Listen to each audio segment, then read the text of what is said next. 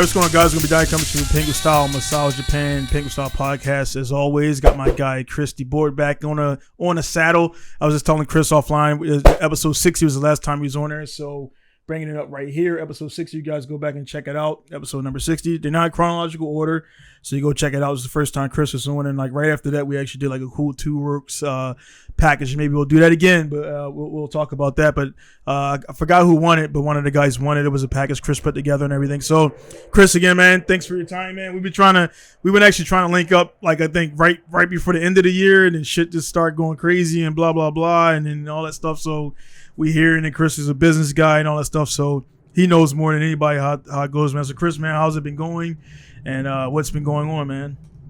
Everything's going great here, Donnie. I mean, honestly, it's really been kind of cool to see that, like, obviously life happens. So we're trying to make sure we can get on each other's schedules, and we're both busy guys, but we're both putting out great products. I mean, Pinku Style is known worldwide, and Toolworks, thankfully, is now known worldwide. Yeah, man, like it's just, dude, I'm so happy to be back in it. We've known each other for almost 2 decades, and now we're bringing this thing back full circle again. I love it. One thing is crazy, man. Is like the one thing, like we talking things. One thing that it kind of pops in the mind a bunch is I remember like one of our conversations that, of course we went to College Park together.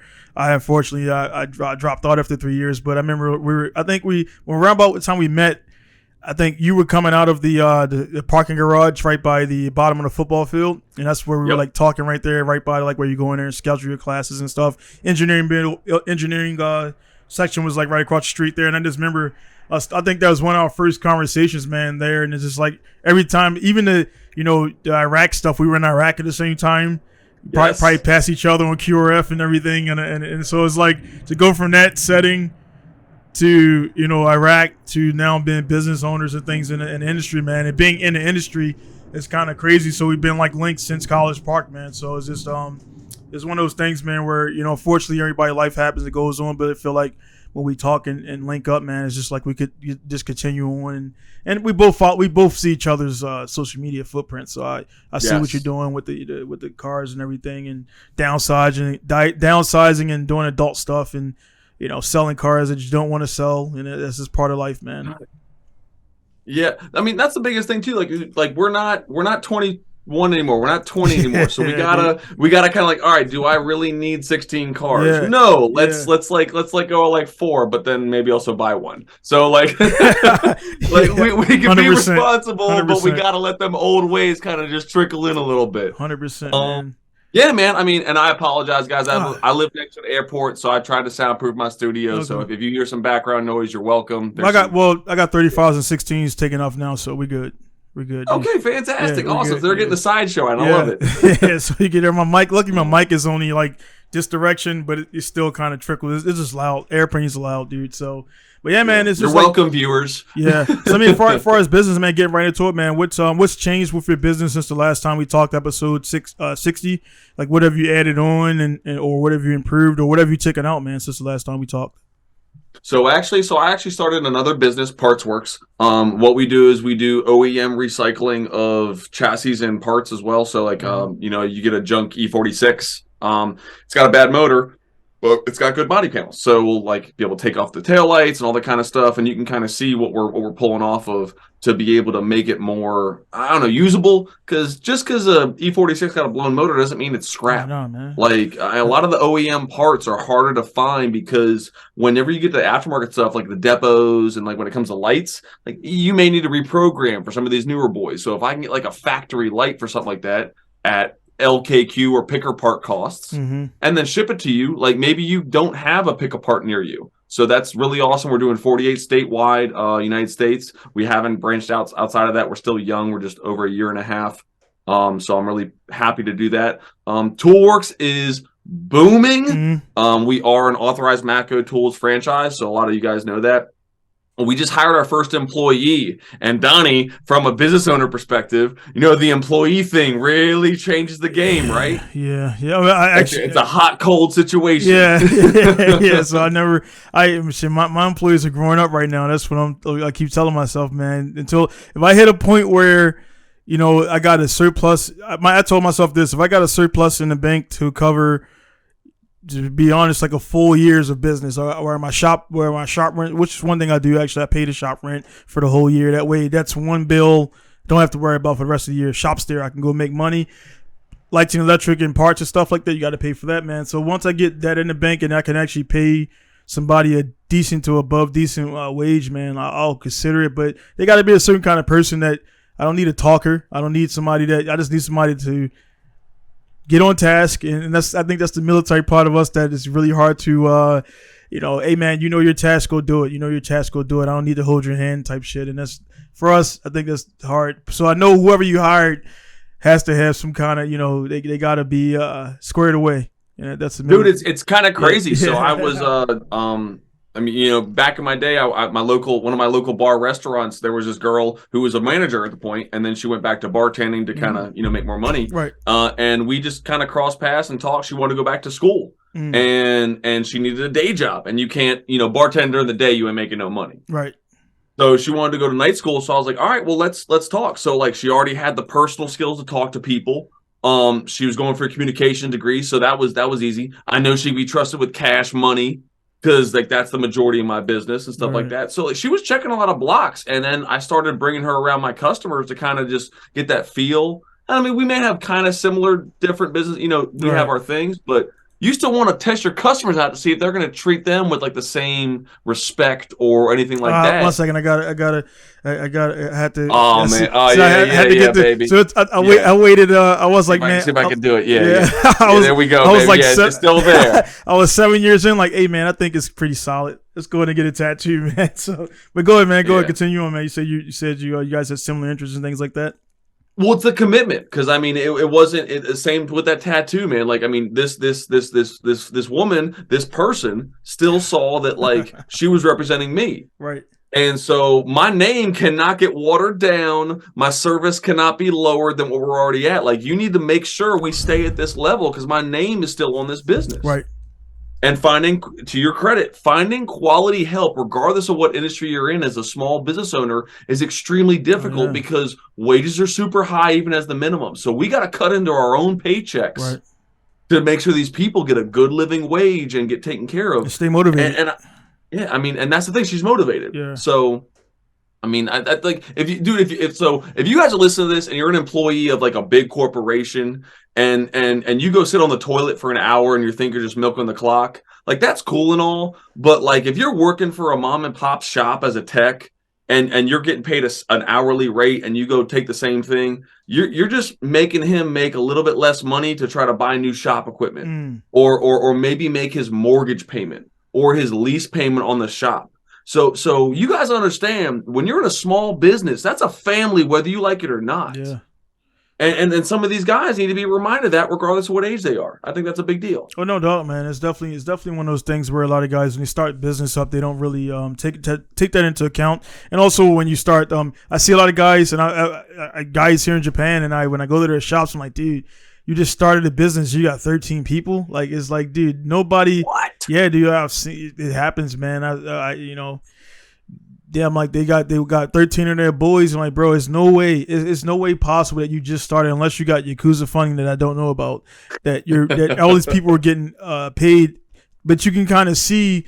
You can look in the eyes of the people and see who's getting paid the most, because the one that's getting paid the most is all chipper and jippy and shit, and the one that is like, I'm about to go do my own thing or leave here, they just kind of like kicking around and moping around. Like, dude, you just started a business and you got that type of energy, like, you know what I mean? It's and I'm a business owner coming to your shop to pick up something, and the dudes don't even know who I am, and they ask me who the fuck am I. I'm like, are we ready to fight, or are you gonna give me the car part I need and stuff like that? It's just like, it's just kind of.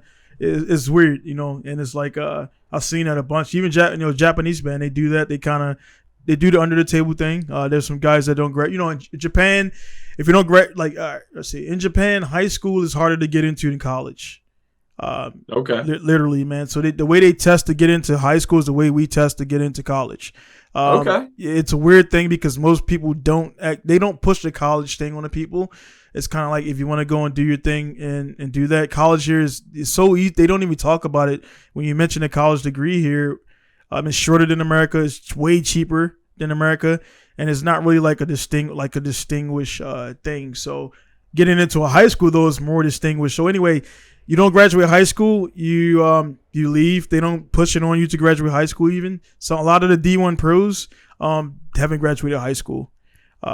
Really? Yeah, a lot of the guys. I don't want to name exact names, but I know guys who won championships and they haven't graduated high school. They just they forewent, and it's just like motocross too. I found out a lot of the guys they get extremely good. Ricky Carmichael, he just got his diploma like 3 weeks ago because he left high school to pursue, and he's one of the greatest motocross riders. Yeah.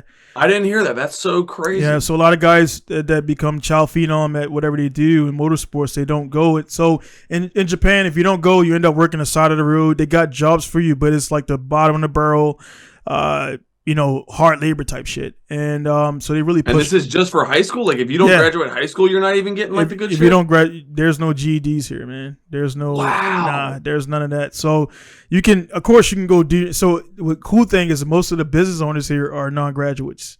So that most of the small business owners that I met, they didn't graduate high school. So you can start a business without a high school diploma, but you will get a crap job if you don't have a high school diploma. It's odd, dude. It's weird. It's weird. So when you leave, they just you do a contract. You're forgoing high school. Good luck. And it tells you, like, my wife was telling me, it's like it tells you pretty much, like, yeah, well, they try to, like, right before you sign a contract, they give you the briefing, like, well, this is what options you're going to have, not being a high school graduate and stuff like that. So they want you to obviously graduate for numbers and retention. But when you don't, they're like this, and this, and blah, blah, blah. You want to sign, you sign, and then you're done. You don't have to. So I think they get your ID card is actually annotated because if you get cops don't check, they don't check hookers. Like, back where I'm from, if a cop seen you outside around like 11 to 30, they were like, dude, are you released to go to lunch or not? Because we know you don't got the policy here in your high school. Right. You're hooking. And let's go back to school and all that when stuff. You say hooking, DJ, let's be honest. When you said hooking, you need to preface that when we're talking about school and not a profession. Okay? Yeah, that is true, dude. Because that is like, hooking, well, if you go to Baltimore, kids are going to find a whole different kind of hooking. Yeah, that's true. Like, in Baltimore, we call it hooking. I guess other people call it ditching school or whatever. But in Baltimore City, it's called hooking class or whatever. So we're not hookers, but but yeah, man, it's kind of crazy how the dynamics are different here, how they push certain things and things like that. But also, like, when you get a job, you sign right away at your first job if you want them to take out taxes. And a lot of people don't. They're like, no, I want all my money. So you get an option when you get a job to have all your money, like all your whole check to you. But when you retire, you get zero. You get nothing. And I don't. Yeah. I've been in the States in a while. Is that an option there? It's still about the same. So a lot of the kids. So I got a work permit at 14. And I think you were probably right around the same thing. Summer program. Summer work. Yeah, in Maryland, you can get a work permit at 14. I was a pool aide, then I became a lifeguard. So you can opt then because you're a W-2 employee. You can opt to do the whole. Now I'm gonna take all my money and then do my own taxes. Yeah. But then if you mess up, the penalty is worse than if you just took the taxes out with them doing their own thing. So that then calls about accountability. So are you willing to be accountable enough? Like, you got somebody who knows taxes. Like, it's tough, man. Like, I think so you saw I did that career day at a middle school last week. Yeah, dude. Like, I did a whole bunch of 8th graders and mostly 6th graders, and you could see these kids are on another planet. As far as like what they know?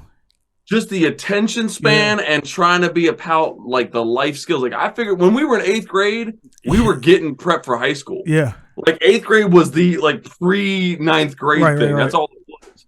And they're like, I talked to the teachers and they were saying they don't get that like shift until the summer before 9th grade. Wow. So they were just sitting there with their phones, and then you had Staff Sergeant Debord sitting at the front of the class, like, "Listen, I ain't saying a damn thing until you guys put your phones away, and we're gonna get to business." And it shifted it, and it was really cool to see that. But dude, like, it's so crazy that you're talking about how high school is revered more in Japan. When you got master's degree people here in the States that can't make 20 an hour. Yeah, dude. It's crazy. It's a shift. The shift is crazy. And, again, one thing, I left school for my own reasons and everything. And Me too, man. I got kicked out too. Yeah. How long did you get, how far along did you get? Boy, I had a .25 GPA freshman year. They asked me to leave, and I lost my half ride. Yeah. Like, I mean, it was a whole thing. Yeah, it was the same thing. I dropped below. Well, for my scholarship, I had to stay above a 2.5, and I dropped below that. And I was playing. I walked on, and it was so bad that I felt weightlifting, dude. I felt weightlifting because if you miss 3 classes, kinesiology, you're done. The teacher was cool as hell, man, and he was like, "Yeah, dude, you got one more class to miss, man," and like that's it. And it was either that or go to morning practice. So the coach, I asked the coach advising staff. He's like, "Dude, do what you feel is best for you." That's what they told me, dude. Like that. It was a personal choice, and it was like kind of using you to like structure your schedule. It was. I was a walk on, and I didn't matter. I was a live practice dummy, and I knew that. Sean Merriman and all those guys were there at that time.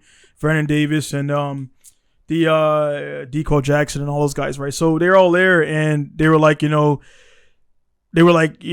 essentially, man, we need you for this, and this. So it was like, bro, that making the team, not only making the team was a cool thing to put in my feather in my cap, but I missed the team photo, so I have really no proof unless the people like yourself and my mom knew I played for the team. So I don't bring it up much. But I right there in that team, in that setting, man, I found out how real the world is, dude, and how your place is structured and things like that. And when I asked for a math tutor, because I knew I was failing math for the 3rd time, I failed 101 twice, and I was in remedial math and failing that because I just didn't want to get it. I just didn't, past the, getting into your XYs and the Boolean and all that stuff like that, just wasn't interested. And that was on me. I mean, I just didn't want to learn it. I learned how to build engines and stuff like that, and I knew how to find voltage break in a circuit board. I like that type of shit. Right. But I didn't care too much about this theory.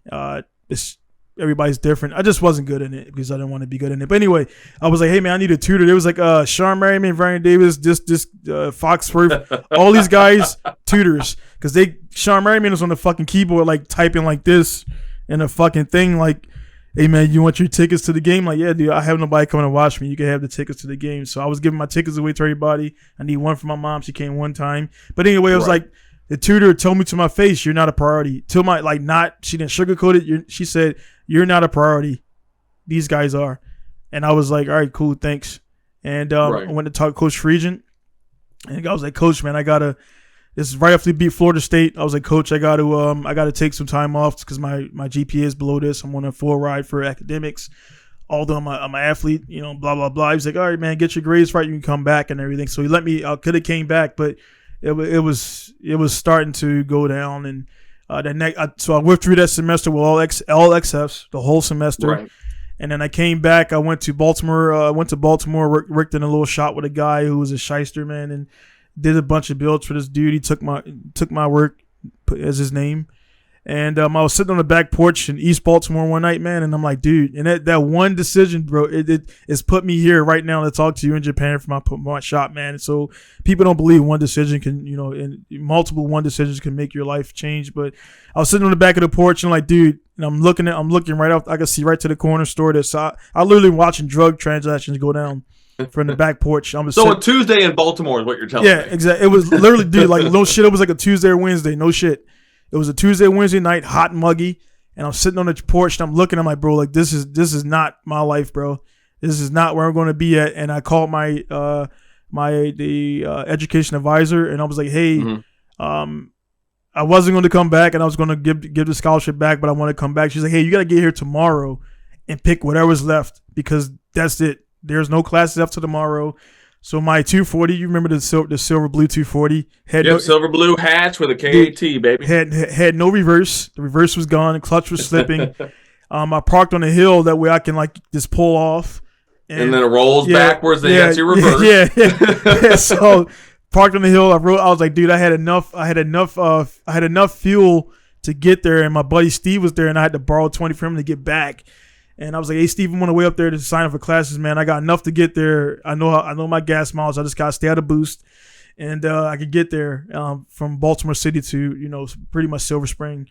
And so I got there, man, and I went to the office. She's like, hey, man, we got women's studies, this, and this. I'm like, all right, give it whatever you got. Load me up. So I took whatever the fuck was left over, dude, just to get scheduled for that year. And then I went back to home, said, hey, Grandma, I'm going back and everything. She's like, all right, cool. And I got loaded my shit up and went back, man. And so from there, I ended up, dropping out again. But before I left, I actually went to the recruiter's office. I'm like, dude, I'm doing something different, dude. I was going to the Marines first, and then I got my scholarship, and then I yeah, man. So and I I was surprised the recruiter was like, hey man, do the scholarship thing. And then I talked to some other dudes. He's like, dude, don't fucking do the Marines. The commercials are propaganda, and they make it look cool. It is not fucking cool. And it's all branches, like, you know. To each their own. Yeah, to each their. I mean, I'm Army, so you're Air Force. So we're still brothers. Right. Yeah. So it's like, you know, I do that shit right, and then I was like, I just wanted to be a Marine because I knew I could do it, right, and all that shit, right, and whatever. And even I joined the Air Force, I didn't have my mentality was not Air Force, so I didn't get played with. I didn't do all the, you know, the clown. But my career field was logistics. And I ended up working for the 1st Battalion for 3 years straight, man. So it was like I was almost pretty much, you know what I mean? We were like pretty much Army's like fuckboys because we had the men. It was a placeholder. Like, I mean, that was already known what your role was going to be in the assignment. I joined right during the shit. We joined right, we, you know, 2006. I came in 07. Yeah, so I was right behind we joined you. Right. We knew where we was going, bro. And my career field just happened to be so tasked that we had it's called AF rotations. Normal people, you rotate to make sure everybody gets a fair share of deployments. We hit that shit, but we was like, dude, if you can run and shoot, you're deploying. So I went 3 years back to back. And that's, of course, like I say, one of those rotations, you were either there, and we were there at the same time. I believe it was first rotation, 09-10. Yeah. Because 2011, we were on a different cycle, and I think you were transitioning at that time to get to do your thing.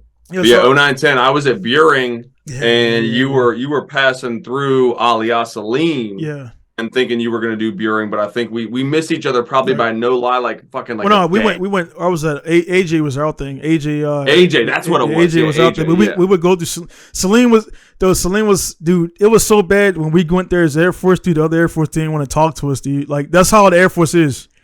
Army, you know, it don't matter what your job, your MOS is, man. You're still Army. You got the patch on. You do this. We're brothers. We still hate the pogues if we're combat arms. Don't get me wrong. Like, we definitely still hold some hate. Dude, we got reprimanded for that shit. We got fucking pulled to the thing in a big ass clam up in the motor pool and said and told to be nice. Was S1, S2, I can't. S1, S2, S4, S6. Well, we got told to be fucking nice because they're supplying MREs and Gatorades, and without them the mission. I'm like, dude, the mission would go on because we would get MREs at fucking Buring and shit. You know what I'm saying? So absolutely. Yeah. So we got told that we were too arrogant when we came out the roads. I'm like, dude, we just fucking escape with our lives again, and we got adrenaline flowing, and we don't want to deal with bullshit. Everybody who was back at Air Drone were the ones that didn't do good in training, so they were the ones that couldn't fucking fire. They were like fucking flagging people with their weapons. They were fucking just not getting it. So he was like, "Hey, you're not going on the road, dude." And then they didn't want to go on the road. So as far as that, man, how did you guys deal with training and people who, you know, didn't really get it? So the biggest thing with us, because we were combat arms, the first tour we were doing patrols. Right. So we did drills on like we were at Camp Adder. We were in South Iraq. Yeah. So I mean, like, we were doing drills on Adder. And there was a range, so I mean, we could still get guys to qualify and then, you know, move up in their qualification to get better optics. Right. So there was that thing too. So being able to have other facilities on the post was still being able to, you know, muscle memory, repetition, getting these guys in the drills. You know, especially when we were doing like stack team drills to do some room clearing. There was still a lot of things that we had for us to use to be able to make these guys stay proficient, which is important because, again, you want to trust your man to your right and to your left to be able to cover your ass when it comes into clearing a broom. And, you know, obviously we train with our full team, and that include our medic. We made sure our armorer taught us if there was anything new coming in, that we would be aware of our optics. Okay, hey, you put a Leopold on and we had an ACOG. All right, cool. Change my serial card. Make sure, like, the accountability was so much higher than, you know, a fobbit that was standing around with the same weapon day after day, and they didn't have to, because, I mean, if you got an ACOG and you had a red dot and that serial number didn't change over, and you could have hand your weapon in and be like, all right, where's my red dot? Bro, what do you mean? Dude. And then shut the whole thing down. For literally 2 rounds, the whole thing. Yeah, people don't realize, like, accountability. Yeah. But then let's go back to talk about the high school thing, man. In Japan, that was accountability, and I was 20 years old, in charge of a $10,000 weapon system. So it almost seems like the American accountability system is giving them the benefit of the doubt when they really probably could have learned earlier on. But like, kind of like, hey man, like, you know, if y'all learned that like maybe this shit matters like later in life, Oh yeah, it wouldn't be as much of a culture shock or an awareness. That's all I'm saying. Oh no doubt, man. That's one of the things, you know. That's why people, you know, a lot of the people I come in contact with, they come to the business, and it's always a when I first meet somebody. First, they're like shocked that, you know, and it's just a shock. Everybody, you know, the military. We got people from Wisconsin, people from Florida, people from California. Nope. So like, it's a constant getting to know like people's cultures because we all that's the best thing I think about the military, dude. Is you got a whole crew of guys, and everybody's from. You might get one or two from the same state. A lot from California, some Texas guys normally kind of join in droves and everything. So, but you get you know a guy from Louisiana, a dude from Atlanta, a guy from here, a guy from there, and like you got different things. People are raised differently. So when it comes to business here, when guys come to the shop, they don't always look up who runs Pinku Style. They just, it's weird. When I go to a company, I'm like looking at I'm like looking up shit. It's just, I think there's a business person thing, like who I'm about to deal with, a little bit about. Yeah, I know, absolutely, yeah, absolutely. When regular consumer, because we're consumers as well.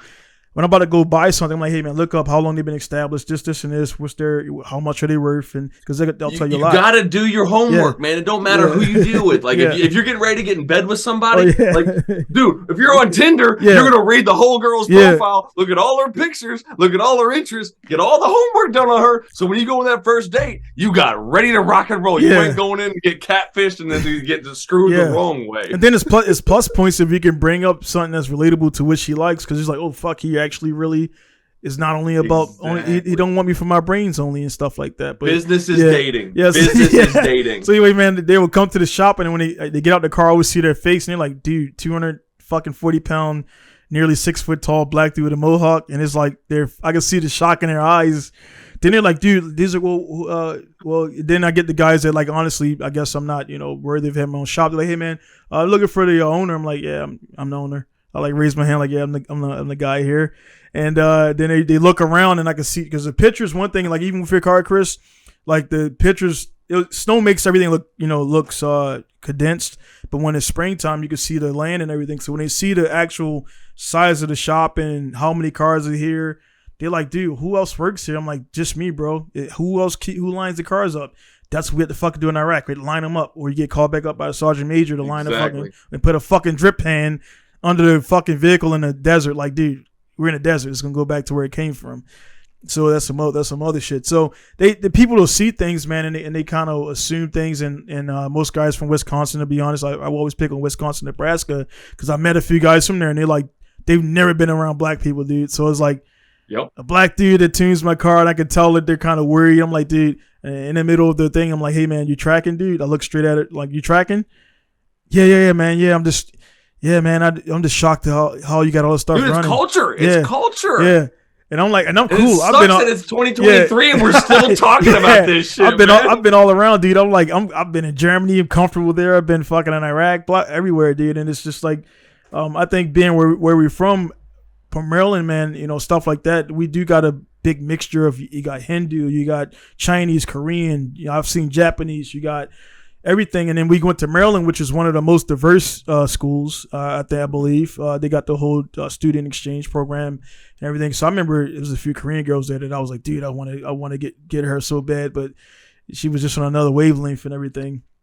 Dude, so to that point, so obviously my Matco Tools route is in Rockville. Oh yeah, and we do Rockville City Center down all the way to Kensington. If you guys know where that is, North Bethesda, where it used to be White Flint, you know, all that kind of area. So Donnie, I swear to God, I have 8 languages. Yeah, on your route in like 25 square miles. Yeah, dude. And people, I tell people that, and I'm like, no, well, okay, you got English, you got Spanish, you got Portuguese, you got French. That's 4 right there. You've got Korean. You have Mandarin Chinese. You have redneck. Yeah. And then you've got Pidgin English with the Jamaicans, and then the guys who don't like, you know, and then a couple Tagalog. I don't speak that, but that's the thing. Like, man, like I learned Spanish in the last 5 years. No shit. Just to be able to be a better businessman. Yeah, man. Because the other tool guys are older white guys, and nothing against older white guys. They don't want to. They don't want to. Right. And dude, I've sold scan tools in Spanish. I've sold toolboxes in Spanish. I've set guys up for payments. Like it just goes to show that, okay, I'm 34 now and I've been out of school for 5, 6, 7 years, but like I need to learn. Right. And if I can make more money, learn another language, cool. I push myself to the feet to the fire, and you learn. Like, dude, you had to learn some Japanese to be successful in Japan. 100%, period. 100%. It's a similar thing, and like, and a lot of our guys, they don't have socials. So you got to think. I've got about 40% of my clientele is Hispanic, and about 50% of those don't have papers. So they want to buy tools, so it's got to be on the handshake agreement.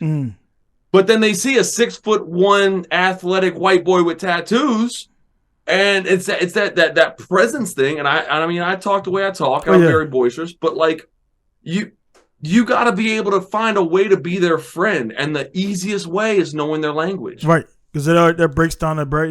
They're right there, like.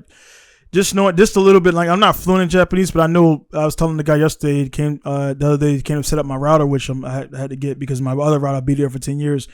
He was saying, your Nihongo sugoi. I'm like, watashi Nihongo skoshi, which means I speak a little bit, but I was like, my Japanese is more centered around cars. So I can mine around tools. Yeah, right. So I can, and actually, I had a Japanese girl on, you probably seen me post a little bit, Tarumi, and we need to link back up. She's a Japanese that one of the Japanese that she unplugged from the Matrix. She just moved to she was living in near Rome. I forgot one of the Cyprus or something like that. Now she just moved to what's the Dubai? United Arab Emirates. Yeah, so she just moved to Dubai, dude. Like she's making, she's like, yeah, it's still difficult, but I'm like, dude, it's difficult, to run your business, but I'm like, bro, I talked to like, but it feels good, right? To like, at the end of the day, like you wake up and make your schedule. It's all work you're putting in directly. You directly see it. You see the fruits of your labor, man. And it's like one of those things where this week, to be honest, what I mentioned to you offline, I was between the visit at the hospital and business stuff and everything else, man. It's been one of those weeks where it's like 3 weeks was like, fuck, bro, there has to be some blue sky coming up, right? And then I get that email and I'm like, this shit right here reassures of all the stuff I've been doing, man, the last 7 years. And it's like when you feel like nobody's even seeing what you're doing, people are watching you, dude. You know it. You know how it is. And you also got to think, Donnie. I mean, like we both have been grinding hard as hell in like our own regards for like the past decade. Yeah. Like in some sense. So we don't look for these wins. Yeah. When they happen, we appreciate them. But I think that's a big thing that a lot of people they'll be grinding for the likes. Yeah. They'll be grinding for the comments and the shares. But like once they get that, there's no plan after that. Right. They're stuck. Yeah. And I think that's the biggest difference. Like we're grinding with the goal of success. That's the bottom line. Right. All we want to be is successful. So whatever happens on top of that is a positive, but like if it doesn't happen, we don't count ourselves not successful. Right. It just didn't happen. Right. Because I can look at your feed, man, and it's like you'll post something, and then like you can see that you're like, yeah, cool, and they're already on to the next thing because you can't just sit there for 2 weeks and be like, this and this and blah blah blah, and like I mean, you've seen my stuff too. I post something like, yeah, cool, and then I'm not sitting in the comments like, reacting to every comment and every post because like some people are literally looking for that. And that's one thing. I mean, I love the social media for the aspect of being able to talk to you right now. And the guy I met the other day, the producer I met the other day, and the producer from Alive Hoon and all that stuff, man, all came by social media because it's allowing you to get out there. But I think some people they kind of use it too much. So like one thing I see you're on Twitter, you're on TikTok promoting business, right? Doing some funny stuff because I mean we could bring up that you did some comedy stuff. Are you still doing comedy or are you just? I haven't done comedy in a long time. So my TikTok is now why I don't do comedy anymore because if you watch my videos, they're funny. Right. But I do two things. I followed Bill Nye's model, and I was like, I want to be educational, but I want to be entertaining. Right. Two. And that's what people want to watch. Right. So I try to, every time I get a new tool in or something that's different, I'm like, all right, how do I make this funny? How do I make this into something that people want to watch for 60 seconds? Because 15 to 20 seconds is most attention span on some of these social media things. So if you can keep their asses in the seat for a full 60 seconds, you might as well have made them watch Titanic 3 times over. Yeah. So that's my brain every time. And like, you'll see a 60-second TikTok, guaranteed it took 20 minutes to 45 minutes to make that 60-second TikTok. Oh yeah, man.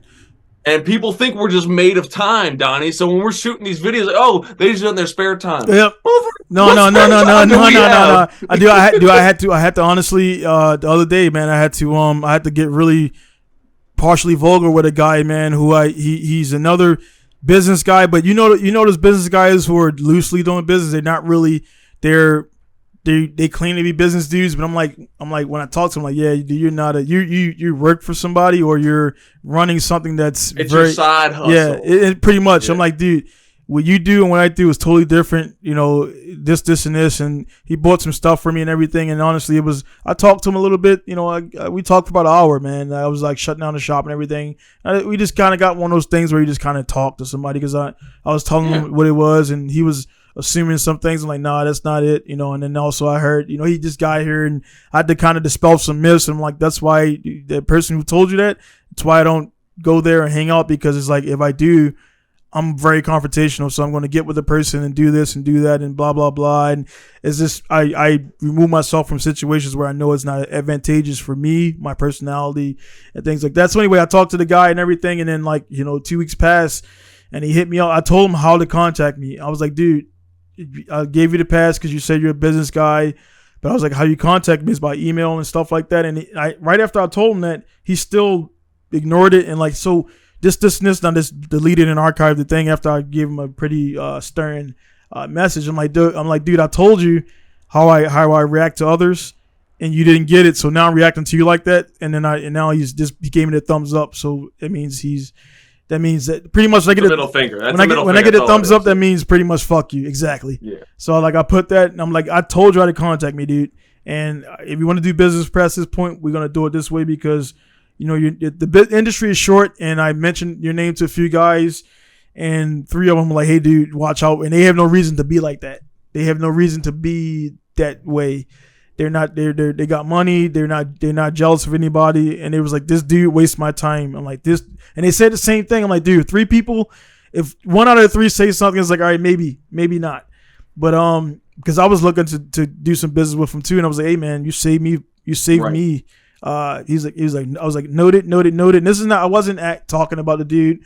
I just mentioned it. I was mentioning the name, and I was like, have you done business with him? Yeah, he did this, and this. Other guy, he did this. I'm like, and they all saying the same thing. 3 different dudes that don't even know each other or don't even hang out. I'm like, yeah, man, 3 people, reputable guys saying the same thing. That means it's true.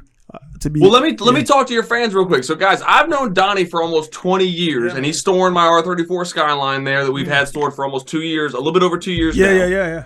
And anything regarding my Skyline happens via email. There's no DM transactional information that happens with my products. I bought coilovers through Donnie. I've bought body kits through Donnie. Yeah. Everything happens through email, no matter. I've known this man for almost the better part of, a lot of you been alive. Yeah.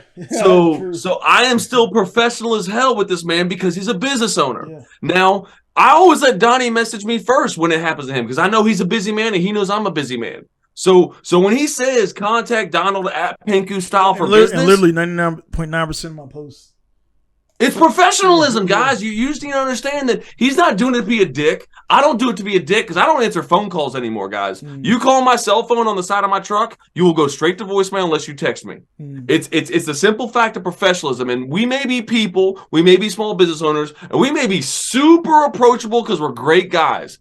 But we need to create a barrier so you guys understand that we can be able to prioritize and create an agenda based on who contacts us. It's not to be a dick. It's trying to be able to be professional so everybody gets the same quality level of service because our name is on the end of the receipt. Yeah. 100%, and that's the thing. That's the thing, and you nailed it, brother. And the guys who, and the thing is, it's generally, when we talk about stuff like this, it's generally like 1 or 2 people out of, like, say 2 months. Everybody else normally falls in line, and it's not falling in line. We make it, hey man, get in line, get in step. It's not even that type of deal.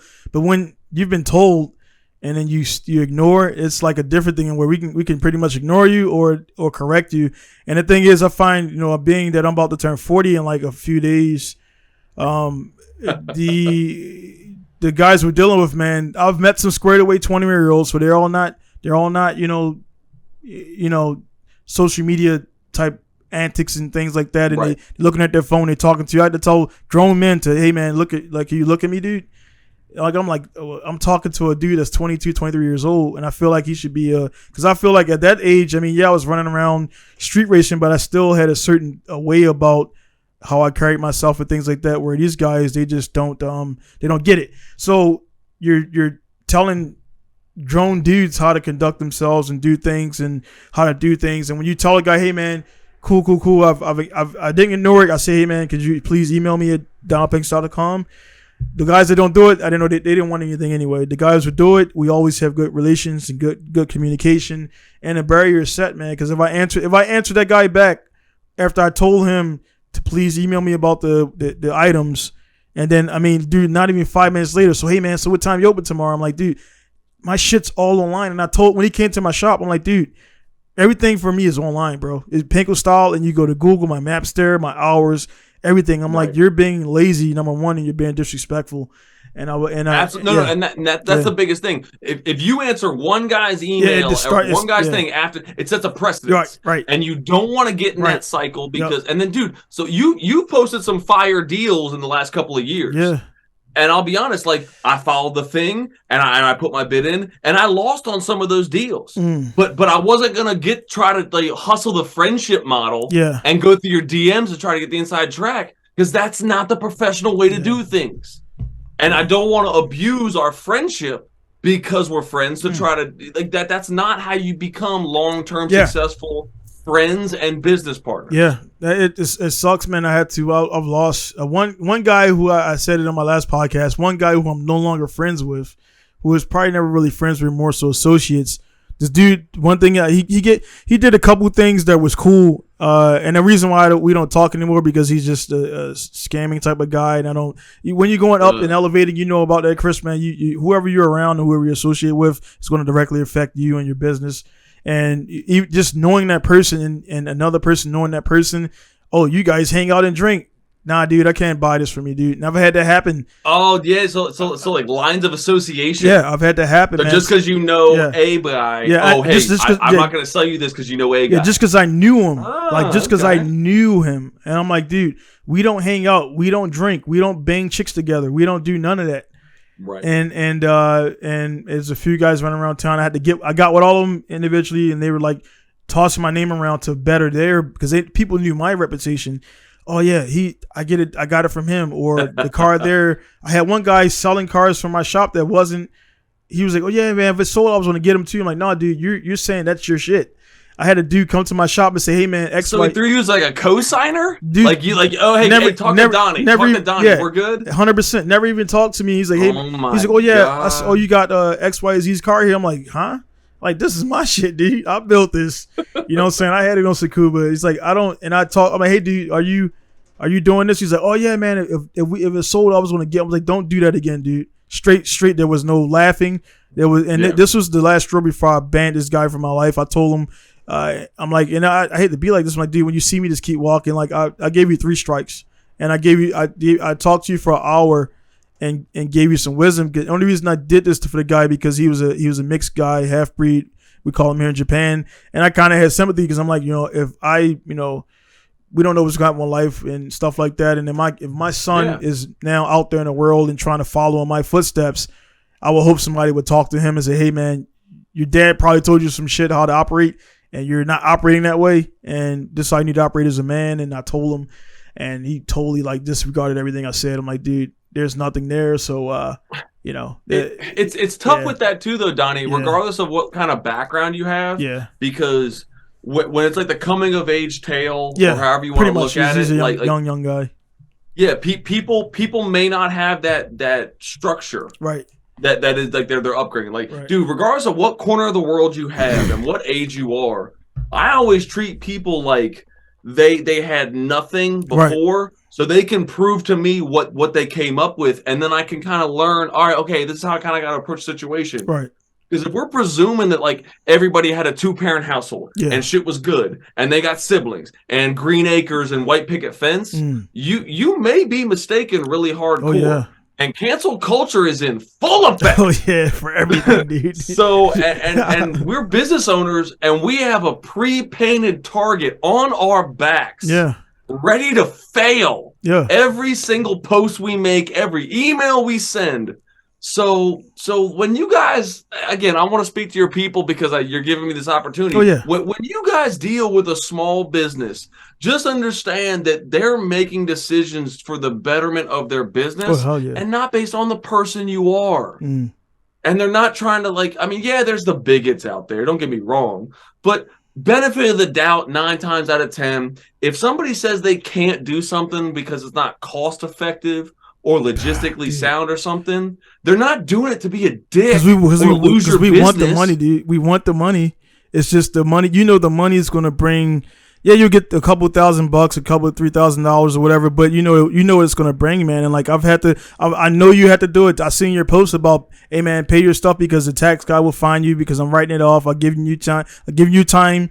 More times to pay this thing out. Now I'm going to report it and turn it in, and then they're going to deal with it. And now, don't talk to me about why did I do this. So my thing is, I think when a businessman, if you set the tone right away, you tell them what it is. There's none of that. Oh man, you didn't say this or you didn't say that or blah blah blah. And like that's why the email is great because it's there, and I'm not going to go back. Chain of custody. I'm not going to go back and modify 30 emails. Like you can see that.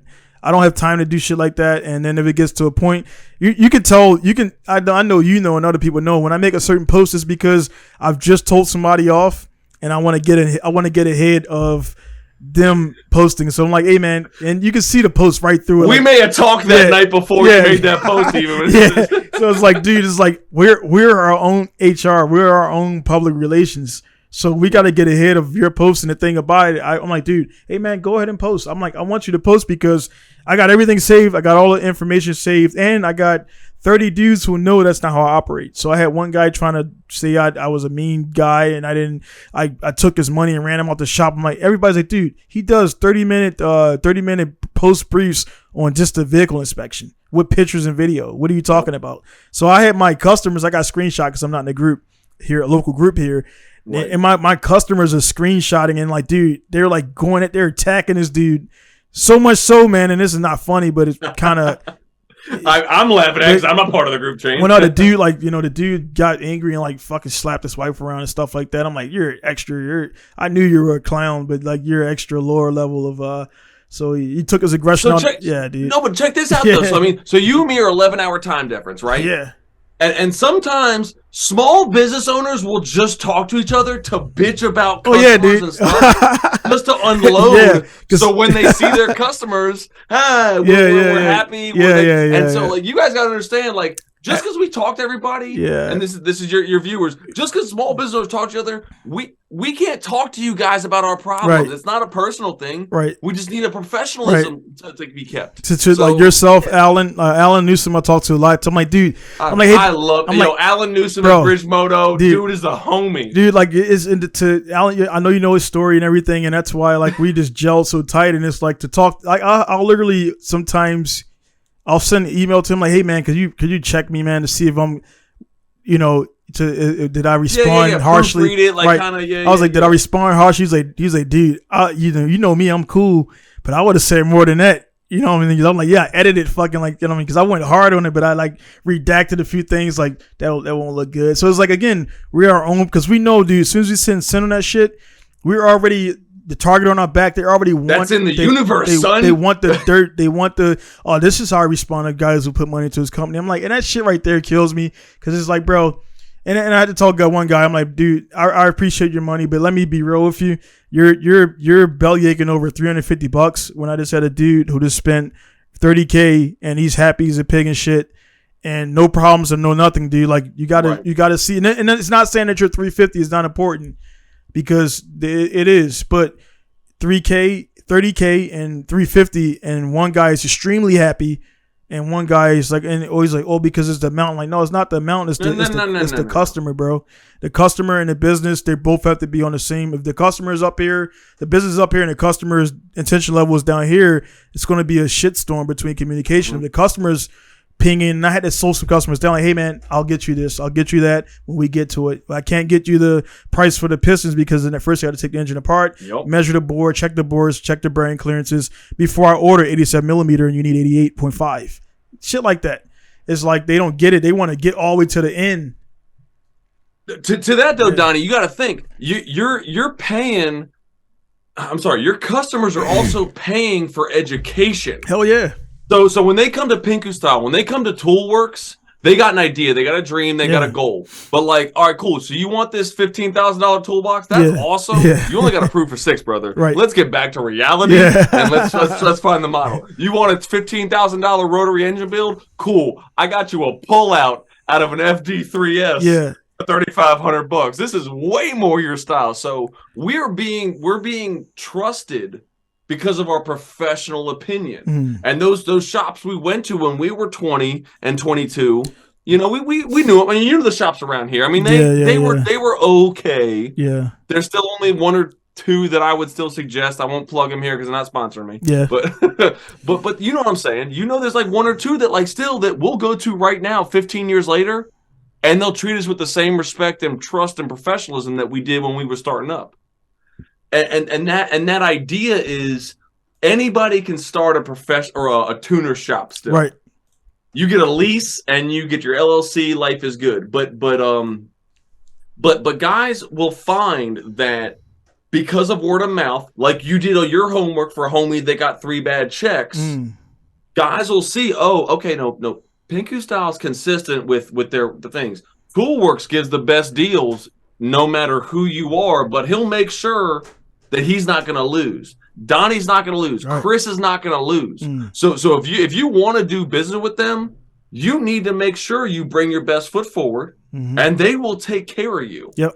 100%. If you want to go to the down the street Masawa boys that'll do stuff for 50 cents on the dollar, you're going to get 50 cents on the dollar worth of work. Yeah. Yeah, 100%. And the thing is, when you don't sugarcoat and let people know, I think that's the biggest thing that advantage for us, man, being combat vets and things like that. Is like, dude, like I remember being in Iraq, man, and sitting on the side of the road, you know, right there between like really in between Victory and somewhere, and on the way to like Adder, going towards like Adder area and everything. And we sitting there waiting for QRF, waiting for EOD, and it's like, dude, it's pitch black dark. It was like, I know people out there.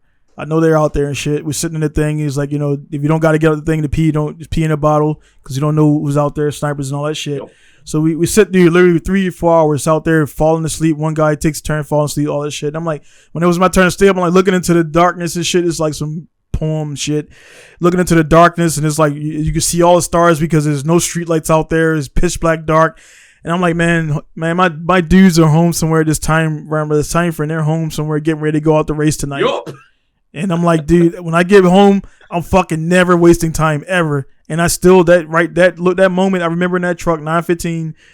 I remember that shit when I even feel a little bit lazy, dude. I think about that moment and I sprang up and I'm rarely sitting down, shit. But anyway, I get motivated to do shit. And I mean, just building an engine from scratch, literally for that live hoon thing. I built the engine in 1 day, everything.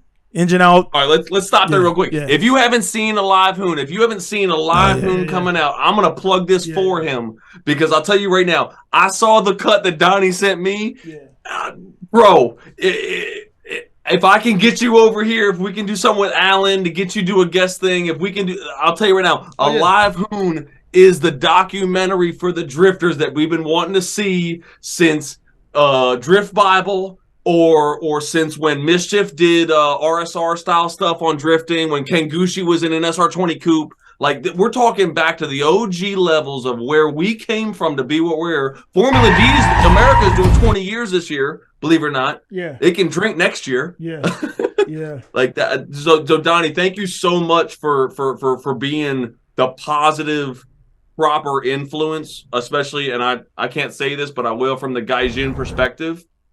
Because again, I think a lot of guys sleep on what you're able to offer because of who you are, and they don't give you the proper credit that you've done you put your hours in the beginning, you've done your homework, and I from an outsider perspective, I want to say thank you, Yeah, man. for what you did for that, man. Seriously. Yeah, it's Not trying to give you a hand, No. but I'm just saying thank you. yeah. It's no, man. It's with the whole thing and linking myself with that. I was telling my wife, and we did a movie screening down at the what was it? It was in a Maury, and a director asked me to come out, and I didn't know why he was asking me to come out. He didn't say much, but at the end of the movie, man, like there was a full packed house, man, full packed house of Japanese. Some may have seen me before, some never seen me before, and things like that. And at the end, he brought me up there, did a little interview and Q&A in front of them, man. So, of course, when they see me, they're like, oh, Shigoi, black guys, Kokujin, all that stuff, right? So I go up there and talk to him, and I'm like just commanding the floor, and my wife's family they just were like blown away, like, dude, like, you don't even speak Japanese, and you're in front of like 180 plus Japanese, and you're normal. I'm like, dude, that's just, it's whatever, dude. And then like I got that trick. I mean, I'm not a performer. But I have done a few club things. It was like one thing I learned is like just stare at the back of the wall. They can't see you not looking at them. So I was looking at the back of the wall. I wasn't looking at anybody directly, but I kept scanning and I was talking and doing all that stuff. You've been on stage. You treated it like a travel brief, right? That's it. Like a convoy brief. Right. That was a convoy 100%, brief for Donnie. 100%. That just ended up being right. a Q&A with right. 180 Japanese people. Unprompted. But this was Donnie back in 2009. Unprompted. This is what my thing is. Unprompted. It was just it was normal to me, man. So I got up there, we did a little Q&A, the asked me some stuff and blah blah blah. And it was a good. I had this. I was wearing this, so it was like she was like, "Why are you wearing that? And why you got these shoes?" And I'm like, "Dude, because not only am I up here for me, I'm promoting my guy Alan's business. Branding, it's like, dude, it's just you're using everything." And when I got the picture online, it has Bridgemoto, and I gotta get Toolworks big shit for you. I got a picture on the wall, dude. But I had Bridgemoto and some other guys in the background, and it was just like it's branding and promoting of not only yourself. Yourself is great, but if you can bring up your other people that has given you time, yourself giving me time away from this. So I know you could be doing accounting, doing your website, doing whatever, and we're talking right now. So like anybody who gives me time, especially business buddies, is like, dude, if somebody mentions something like, hey man, I want to buy this, hey man, you check out Toolworks, dude. Like, you know what I mean? I know Snap-on is over there and doing all that stuff, but I don't know anybody from Snap-on personally. I know Chris, you know what I'm saying? And a lot of people don't do that in this day and age. They're so easy to spend $1 million on some Yeezys, which I think they're ugly. That's my personal thing. They're terrible. You know what I mean? Terrible. And then like I post up a shirt for $15. Nah, man. And that's why I'm like, dude, I'm not even buying anymore. I'll do like a small order, but it's just like, I know. It's like, dude, I'm not going to get that support to do that. So I'm not going to have, I don't personally want to have a bunch of merch go bad. If you know what I'm saying, the moths and the mildew and all that stuff. You ain't got to tell me, man. I got Toolwork stuff that I've had to preserve because of the same situation, because of, you know. But to that point though, so you saw my race suit that Alan did. Yeah. The pink, it was the pink. Come on, it's got to match the car. Life is good. So that was the one thing. I told people how much I spent on that race suit, and Alan did cut me a deal. And Alan at Bridgemoto, again, thank you so much for being our safety sponsor this year for 2023 for the Toolworks Parts Works car. But at the same time, I showed everybody, and they're like, well, why would you spend that much on the race suit when you can get a G-Force for this much? I'm like, dude, I already had a G-Force. Like I support Alan and his wife Rachel. Like, I mean, that's a family. That's another small business. And if they can make sure I stay safe, make sure my businesses are properly promoted, like they made sure, hey Chris, why wouldn't I? Now, the other thing is, like, I had these little things I wanted to try to save money, because again, as a small business owner, you try to find a way to cut corners, cut costs, help save things. But like with the logos, she was like, oh no, we need to make sure this is done with the proper fire retardant stitching. So we'll do it for this much for this business. And I'm like, I would have never thought about that. That's a great idea. Yeah. Give more money to them just because they're doing their homework. They're doing it right. Dude, one thing, and it's weird, you'll talk to Alan and it's like that reaffirms what I knew about him, man. Like Alan will talk and then I'll send him email and like he goes into business mode and they like they are that's a well-oiled machine. That's a well-oiled machine. I was there for a week, man. There's just like, being in this shop is like, I know what I got going on in my shop, right? But it was just like one thing I picked up from him was just I didn't sweat everything, but it was just, he was like, dude, you can't like you got to do what you do, and I know that, but it's like when you see somebody else's operation, it's like do what you do, man. People gonna think what they're gonna think, and we did a lot of we were working side by side, don't work on the cars, and the cool thing was I was like, man, I wonder how it would be if I was in a shop with another guy who works like me, dude. We were working on a car, we didn't have to talk, dude. He was grabbing this, I was grabbing that. I knew where the 10 millimeter was. That's all you need to know, where the 10 millimeter socket is. You could build a whole car with that. So I knew where all his tools. When he first came, he said, "Hey man, this is here, this is there, this is there." We were getting ready for Atlanta Motorsport, AMS. Atlanta Motorsport. AMS, yeah. So we were getting the car ready, and I was doing some work, and he was doing some stuff, and like, dude, we were like in two corners of his shop. I felt at home. And it was just like, and he could come to my shop and it's the same way. Hey, my tools are there. This is there. This is there. The shop is nice and clean, organized, and things like that. And it's like, man, you can only work like that when you guys, like, number one, you both know your shit. You know what I got to do to pull a head off, and I got to take the cams out and do that. You know what I need. So he's grabbing the cams from this engine. I'm grabbing the cams out of this engine. It took about 30 minutes to do that job and everything. It was just cool to see that. And the engine ended up having a low compression, so we didn't get to really smash on it, but he fixed it, and I think he sold that car. It was a Red S14, but it was this man like Alan, man. He's Alan actually initiated. He messaged me back in 2000 when I first started. He just seen my post. He's like, hey, "Oh wow, man! I didn't know it was that long. Yeah. I know it's been a minute. He literally seen one of my posts. He was like, hey man, like congratulations. And this, I mean, the very first interaction was just like, hey man, congratulations. This and this. This is what I do. And dude, we've been like since that. Dude, he's been in Japan. He slept in my house. I've been in Atlanta. I slept in his house. It's like family, dude. And it's like weird how dudes that you never knew become like family, and like your own family, dude, like don't support you, dude. And it's like a weird conundrum, but it's just what it is. It's not weird, man. It's just we grow as people. Yeah. And we're goal focused. We are goal focused individuals. Alan, you, me, any other small business owner that's successful, we're goal focused. So if you don't support our goal or want to be able to help contribute to our success, we have no problem kind of leaving you behind. Blood or not, or however way you kind of tie into our life at whatever, I don't know, whatever point, we have a success in mind. And whether it be through business or through family relationship, whatever success you have in mind, if you're not contributing positively to that, the type A personality, dude, you're gone. Yeah. Like it's a fact of the matter. It's not personal. No. You're gone immediately. So I think, again, you're halfway across the world, but you're still operating in your community base like that in the respectful way. Mm-hmm. I'm doing it my way. And then if you want to be a successful business owner, you just have to get the pulse of the community and the pulse of your business, I guess, operation, whatever trade you're in, and you can do the same thing. Right. It's not that hard. Because the thing with all businesses, man, the thing is, like, people essentially need this. You're it's a business. You should call it problem solving. That's what we do for people. Services and problem solving, dude. Like literally McDonald's. When I'm sitting in the drive-thru, this is like I haven't been there in 3 weeks and I'm not gonna go back. But I'm sitting in the drive-thru and it's like 40 cars. Like not 40 is I'm exaggerating. Maybe like 20 cars. 20 cars. I'm like, dude, how the fuck do I get 20 cars? But I'm like, then again, I don't sell hamburgers, so I'm not gonna have 20 cars waiting to get. And I don't change oil. I do got a tool coming that we talked about offline already. I got a tool coming that'll get me kind of I can get some type of in and out type of service. Drop it off for 9, pick it up at what you call here's the results. So I'll right. Yeah, I'll put that out there when it's out there because I got to keep it strategic. Even though it's kind of obvious what it is, but you don't know what it is yet. People out there I'm talking to, you got to keep a strategic thing because the thing is now being in Japan and dude, I know I'm a threat, bro. I can see it in people's faces. I can read body language. And there's other shops that have been here for 15 years, and they're like, dude, how are you doing all you're doing inside of 7 years, inside of 10 years? I'm like, dude, because you guys laid the foundation. I can study it and see it, and I can see all the things you're not doing.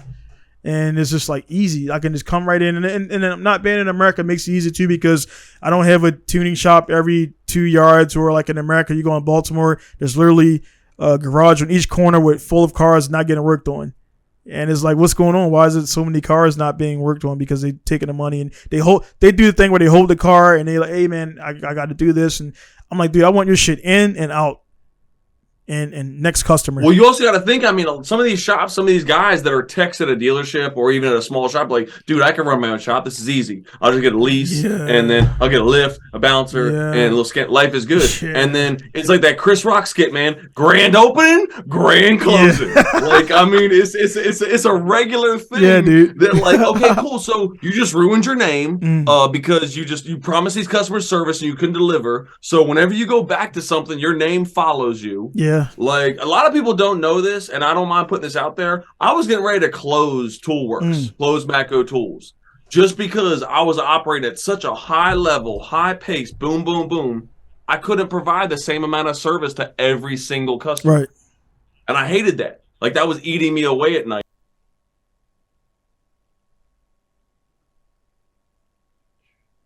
Dude, I'm glad that little thing came up right on the screen, man.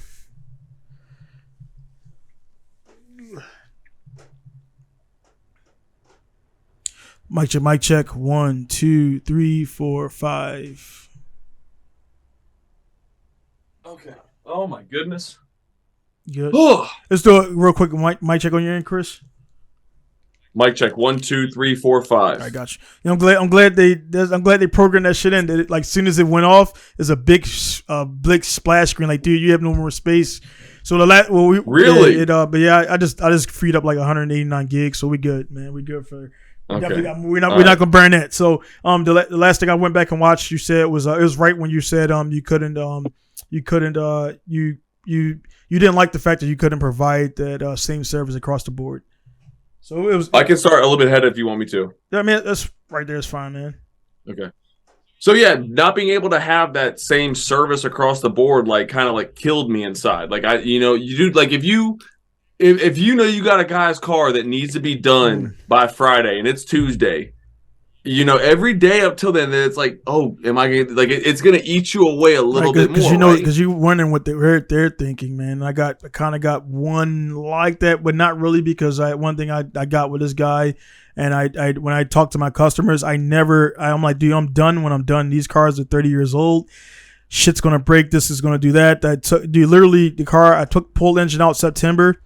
And and I like IG and Facebook is cool for that because it puts a timestamp on things when you start and everything. So you like, oh, I started that on this fucking date, the exact date. So I post up. But anyway, he's cool about it because he's not this. The great thing about this guy, yeah, he wants his car, but not really because he got another car. But I never promised him, hey, I'm going to be done in February 28th, and I'm dealing with another company in the States that. I'm like, I'm a pretty chill guy. When I order shit, I forget about it. I ordered some shit and it showed up. But it's like, I really need this part. And I'm like, dude, I hit you up on, because we initiated by IG. You're cool with it.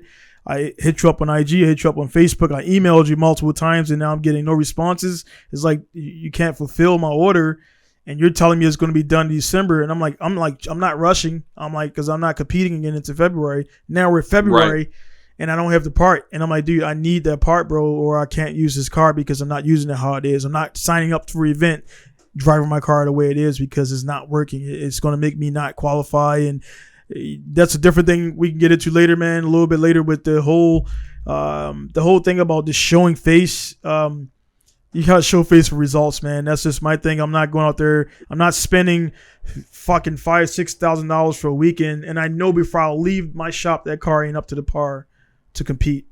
And a lot. Absolutely. Well, then you're still names attached. Like, it may be his car. Yeah. But, like, if that car leaves Pinku style on a Thursday for a Friday, Saturday, Sunday event, and it fails off the trailer, 100%. DJ is the one they're gonna blame. I'm not gonna lie. Not the driver, not the procedure you were supposed to do to break that thing in. Not gonna allow it to happen, dude. And I told, like, even that right there, like, we had to go with a different clutch thing. So I'm like, dude, even when I finish, you got to go on a 500-kilometer drive, not highway drive, before I can really load this shit up. Engagements. The people think, I'm like, dude, the clutch is engaged, and you're just going on the highway at 65 mile per hour. It ain't getting no work in. You know what I mean? No. You got to take the bitch from the backyards, engage, in and out. Don't fucking ride the clutch, but, do your thing. And I was like, then I could run it up. To where the clutch capacity can hold. But if I do that sooner, then that's when you're hitting up specters saying, hey, man, your clutch is sucking. Like, nah, it says in the thing, at least 300 fucking whatever, or this, and this.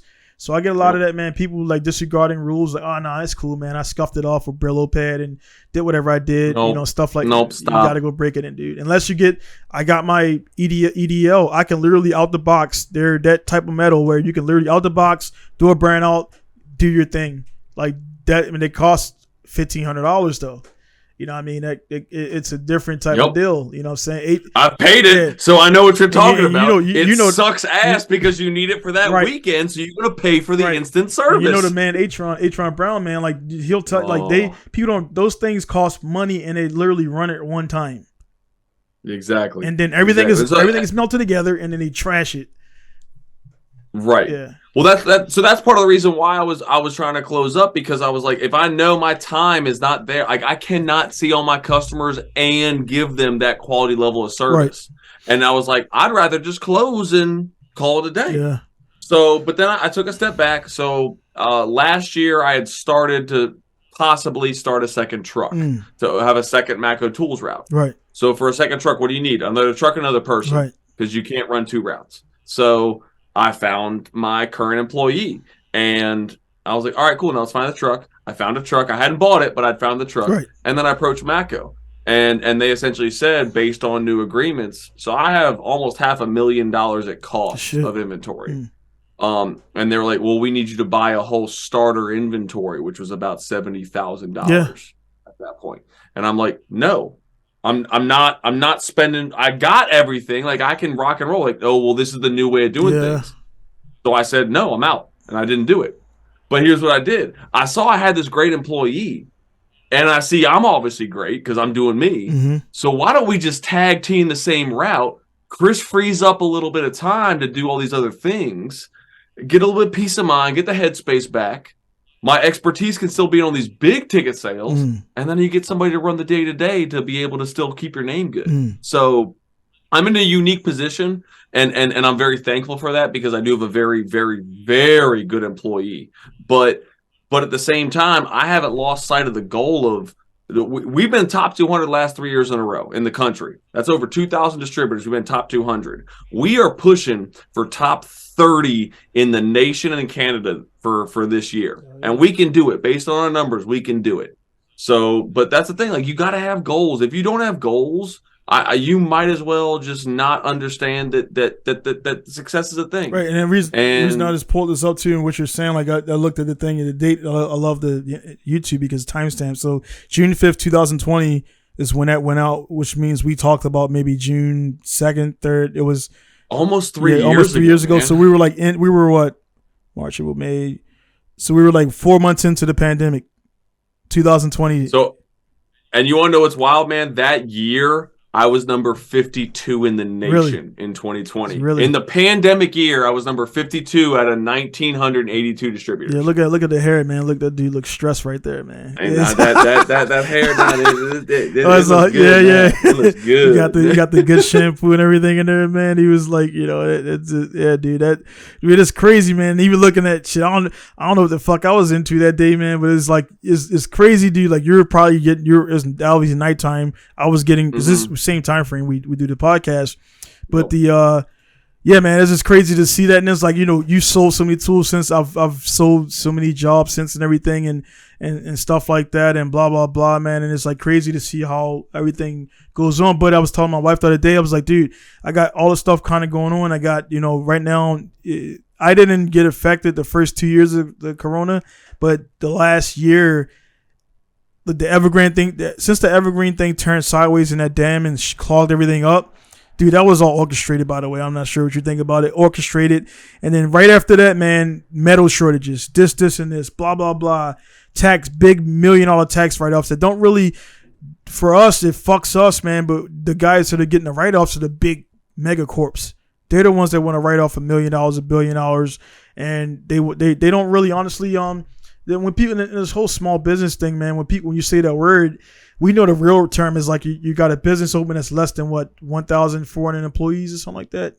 It's I think it depends on each country because I mean technically in Maryland under 50 is considered a small business. So it also depends on the trading industry. And then trade industry, the misnomer of that, because when you say that, people they really think small business like we're fucking international, worldwide. We can put shit wherever we got to put it or get where we got to get.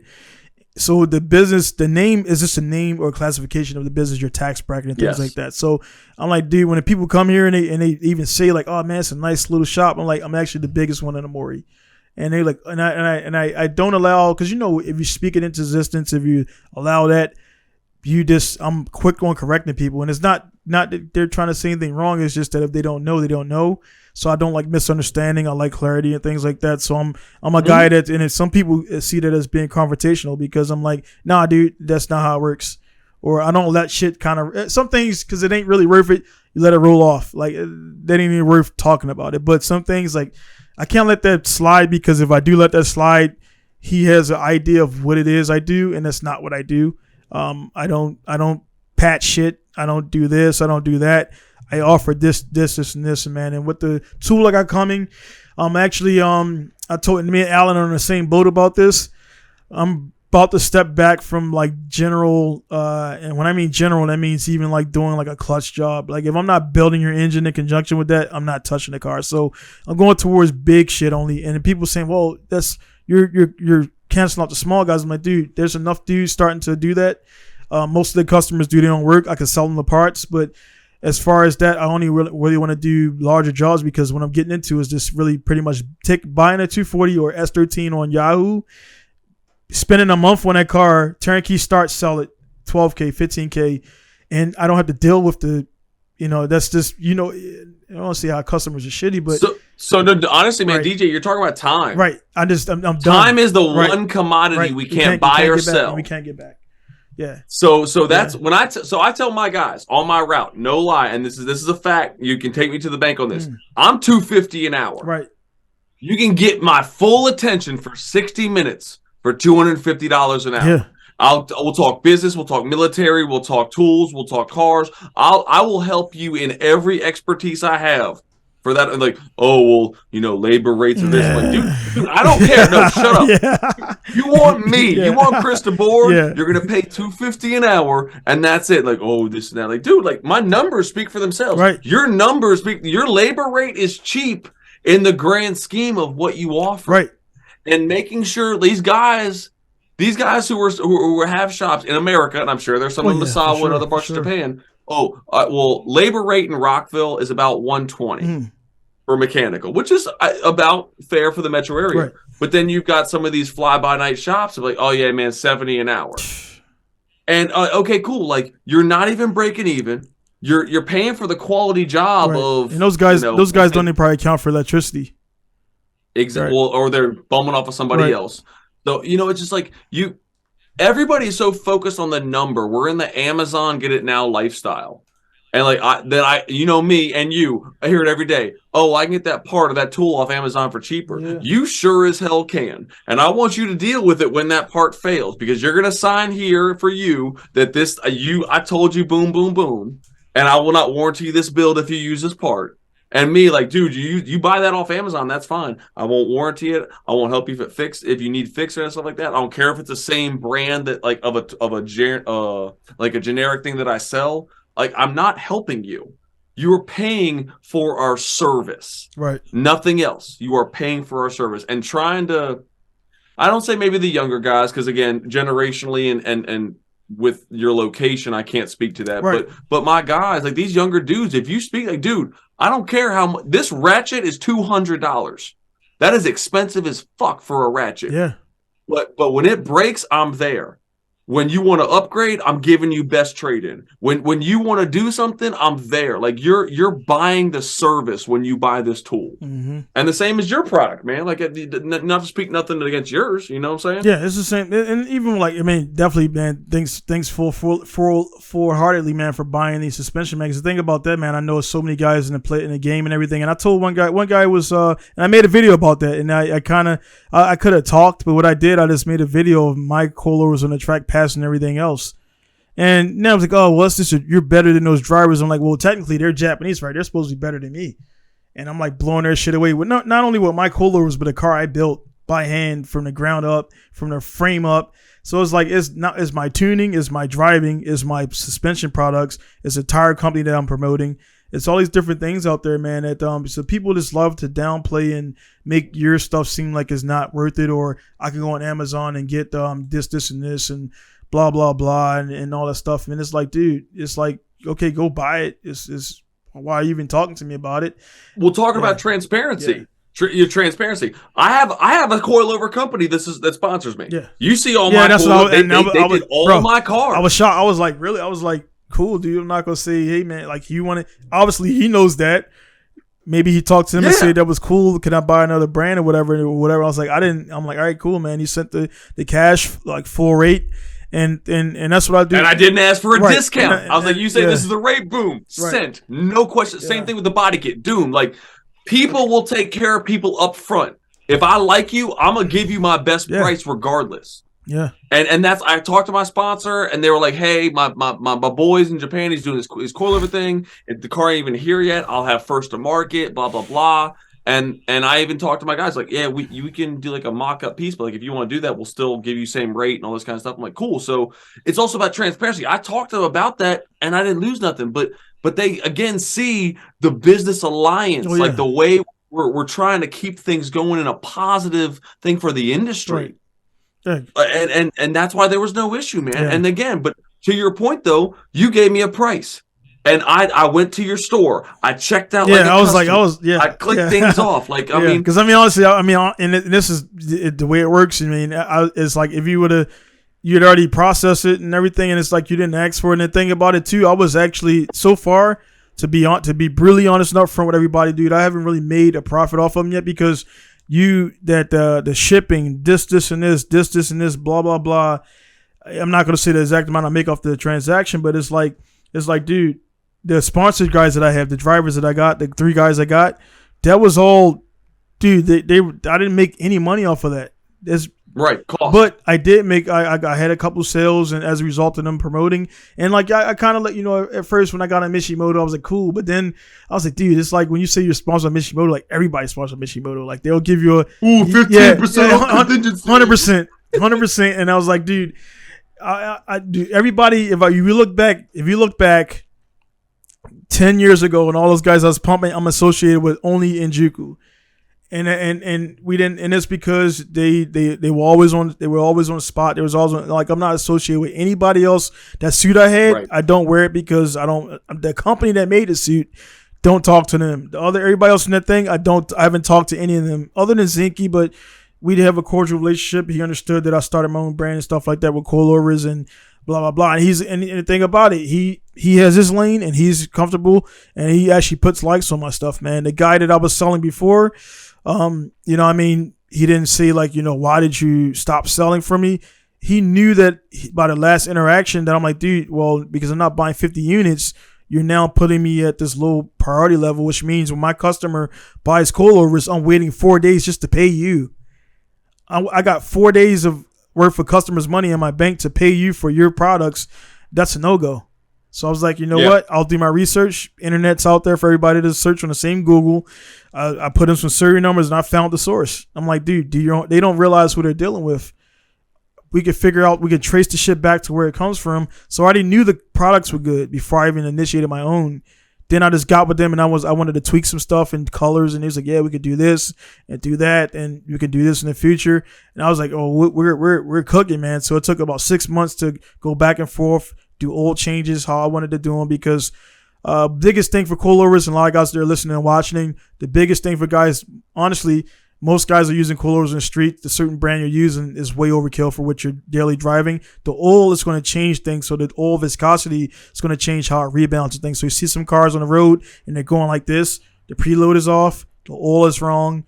The spring rate is wrong for their car. Spring rate's the biggest thing for they got street an LS. They got a lot of guys. They got a 1J and an S13 with an 8 and 6. Like, no, that needs a 12 or a 10. No, yeah, that needs a hard or a 12.8 or something like that. I run 12, like 12.5, 12.6 on mine for my RB, and it feels like SR because I have a 12 up front, and the car's not diving like this when I hit the brakes.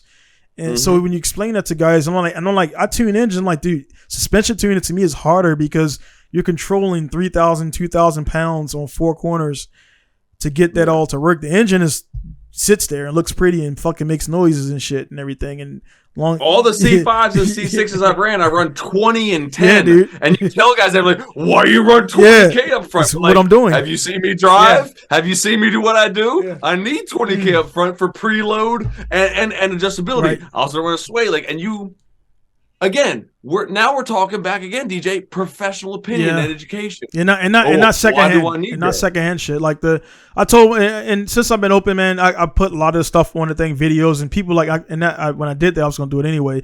The videos curbed some of the questions because the videos answer the questions, but gotta say hi to the doggy. Doggy's gotta say hi. Yeah, you put doggy. You got multiple, this one or. I just got the one. Yeah. This is Lily. Yeah. She likes to come in when I'm doing podcasts because she hears my voice and she thinks she's getting that's gonna be out of it. That's gonna be a thumbnail. Yeah. So Lily, say hi. Yeah. Here, come in. Hey, who's that? Hey, what's that? Right there. Hey, hi. Yeah. And she's and then we're there. Yeah. But yeah, man, with that stuff right, we're good. All right, okay, you gotta go now. Dad's gotta go. Gotta do something. With that stuff, man. Go get your treat. Go. It's sorry. Thanks, guys. I'm sorry. I'm sorry. Super professional. It's all good, man. With that stuff with the coilovers, man, like and it's just in general, just kind of how it goes. And Alan, again, I bring it up, Alan again, man, good guy and everything. Is like we talked a lot, and it's like it's like, bro, you can't, and it's just people can take it how they want, or they want to clip this out. And I don't see Sparkle out there, dude for Sparkle. I don't see the dude from any of the stuff that guys are running and getting in arguments over it, and it's nothing against them. Maybe they at one point they were out there, but again, I don't really think so. Like I don't know if any owner. I haven't met any other owners. I know Zinky, but he wasn't really a driver. So to go out there and do your own R&D as a owner of the coilover, like, dude, there's no other information. Like you getting the source, you're getting directly from me from Sakuba. I spend $1,200 to go to Sakuba for literally 30 minutes. 30 minutes. That's all I get. 30 minutes on that track, and then you're getting the hell out of there. I'm doing the math real quick. We'll do dollar per minute real quick. Yeah, dude. Let's see. Yeah, dude. 100. Yeah. Divided by 30. So you spent $40 for every 60 seconds. Yeah. Just to do it. Imagine just that. To hold a just to do a video of me holding my coilover in Sakuba, doing laps, lapping people. And mission accomplished. And I mean, and also I had no sleep there. I drove down there on like 3 hours of sleep. Went to sleep at the track. I did the video sleepy, man. It was just like I knew, and I sold a set like I think right after I got back, just off that. So the money I gotta buy the products and stuff like that. I'm not stocking them, and that's one thing too. For the guys that are listening and watching stuff like that with the coilovers, I have a satellite factory, so they already have a number of coilovers. Like Chris's were already built. They were already built and ready to go, so I knew I was gonna have 34s, 32s, 33s, JZX 9100s. So the popular models. So they're already. I paid for space per month to have shit built and stacked there. The only way it would change is if you want colors. The N2 version that I got right here, I'm in a finals. Spring now, dude. It's actually hot right now. Spring is getting hot. So the spring is there, so I'm going to do my final testing. Again, he said $40 per hour. Double that for transportation in the winter time because I had to get a car, all that, stuff like that, man. So we put a lot of money out, and that's where it comes into YouTube and stuff like that. Guys go to cover events and like they think the YouTube things, and again, the whole influencer shit is kind of being played out, but the guys who do it well, man, the stuff they're doing is not cheap. They're going out and flying out and doing all that stuff. The money, I guess, to get it from the YouTube, they put it back in it, but we're putting that money right back in. We don't really just make the money and just sit on it like they're doing Breaking Bad with a fucking container full of $100 bills. Like, I wish. Well, and Donnie, if I can speak a little bit to my experience as a customer too, and I'll tell you guys right now, up front, and Donnie will co-sign this 100%. I paid retail price for his coilovers, and he gave me a free alignment because my car's in storage. Yeah. Is that not the truth? It's the truth, man.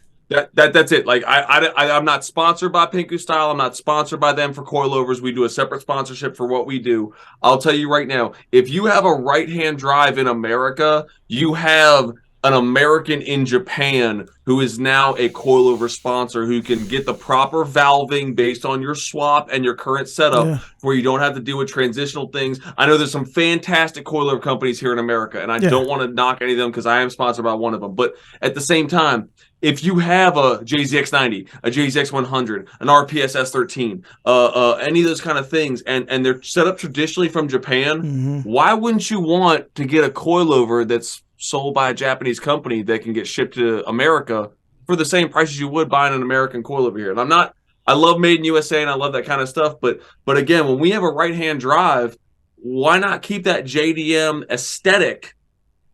And that is what it is. So buy who you want and buy, whatever fits your budget. But Donnie, I will give you to your credit. Your website's easy to navigate for coilovers. You have a lot of options. A lot of people could be intimidated, but if you know what you're looking for, you can get quality products at an affordable price.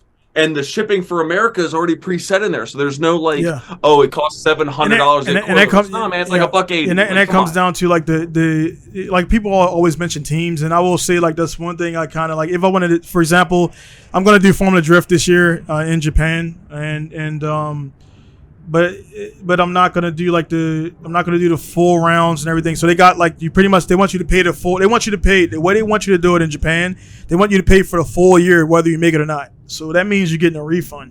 I'm like, they do that here too for Pro Spec at least. Because I looked at the Pro Spec budget and it wasn't cheap. Right, they make you pay that, and then they're like, well, there's some openings and somebody drops out, we can fill you in. So they're banking on another driver saying, hey man, I can't make it, which if they already paid, they're gonna try to fucking get there. They're gonna borrow a car. They're gonna do what they gotta do. So that's not a good. So even FDJ3, just won't talk about right now. You hear their F16's taking off right now, but FDJ3, which I mean, I got pro license already, but I've been competing in 5 years, and I'm like, dude, I'll step back, sandbag a little bit, and rank up properly. That way, nobody's questioning my, how did he get the FDJ2 or right into the program? Because I can literally walk right into I got enough credentials to walk into FD, but then when you don't do well, it's like, well, see, I told you so. Or if I do well, it's because he didn't go through the thing. And when I come to America, I'm going to do pro-am. I talked to Alan already. I'm going to do the whole pro-am thing and get practice there, driving the ovals and things like that. What I'm kind of getting at here is it's just there's a lot that goes into that stuff, man. A lot of stuff that preparation and things like that. And when it comes to ROI, man, it's like, why are you doing this? For me, my reason, if you win, you get a top, whatever, great. I'm doing this essentially to promote my shit, dude. That I'm literally paying. I can speak to a little bit of the FD Pro Spec stuff. So I actually have one of my customers on my Macco route has an FD Pro Spec license. One of my good friends locally is a Formula Drift Pro Spec driver. Right. And we have at least two more that I am close enough with to call acquaintances that are also Pro Spec. So I've got 4 Pro Spec drivers in 30 minutes of my house. And I talk to them and stuff like that. And again, I won't mention names because it's not my place. But I will tell you right now, guys, Pro Spec in America is 4 events. That's it, 4 events. I will tell you right now, regardless, based on your money or sponsor money, if you do not have $75,000, you should not even be thinking about competing in Pro Spec. That's the real, man. And guys will think like craziness. Like Cameron Moore out on the West Coast, he did a thing with Aaron Losi a while ago on his podcast, and his freaking practice car got $100,000 in it. Just to practice. His Volino car, his little Volino car. And then his 8.6 or his FRS at the point, that's $250,000. Yeah. And it's sitting on a lift and not being used. So, I mean, guys got to remember of how much intrinsic value and how much invested. It took 2.5 years to build my little pink car. Yeah. A lot of people don't know that. And an undisclosed amount of money, but I probably have about $80,000 in that car, and I'm not even competing. And then when you tell other people, they're like, "Nah, dude, I don't see it." Because it's fucking all underneath. It's all underneath. It's all in the engine. It's all they don't see. When you see 80,000, they look at outer appearance. They look at body kits and wheels, and all that shit. Styles Fabrication has 300 build hours in that car, with I guaranteed probably another 100 that he didn't bill me for. Right. Yeah. So it's a simple fact of there's so much more that goes into a car build than just slapping a supercharger on it, putting a rear mount radiator and a fire truck that suppression. carries it, the fuel that carries it. People don't really factor in all that. And the only reason that cost me 12, like for example, the 1200 is because I slept in the truck. And I'm a business owner, and I got, I'm not rolling in dough, but I got enough to afford a business hotel. I'm like, I don't need that for literally 2 hours of sleep, because I'm not gonna get the full. When you weigh that stuff, it's like exactly. And then look at this, man. This is where the combat stuff comes in. Because like, hey, man, how many times have you been on the road and you had to do a baby white shower, dude? You know what I mean? Or sleep in a trailer because it's easier because we're not getting to the farm tonight, so you just.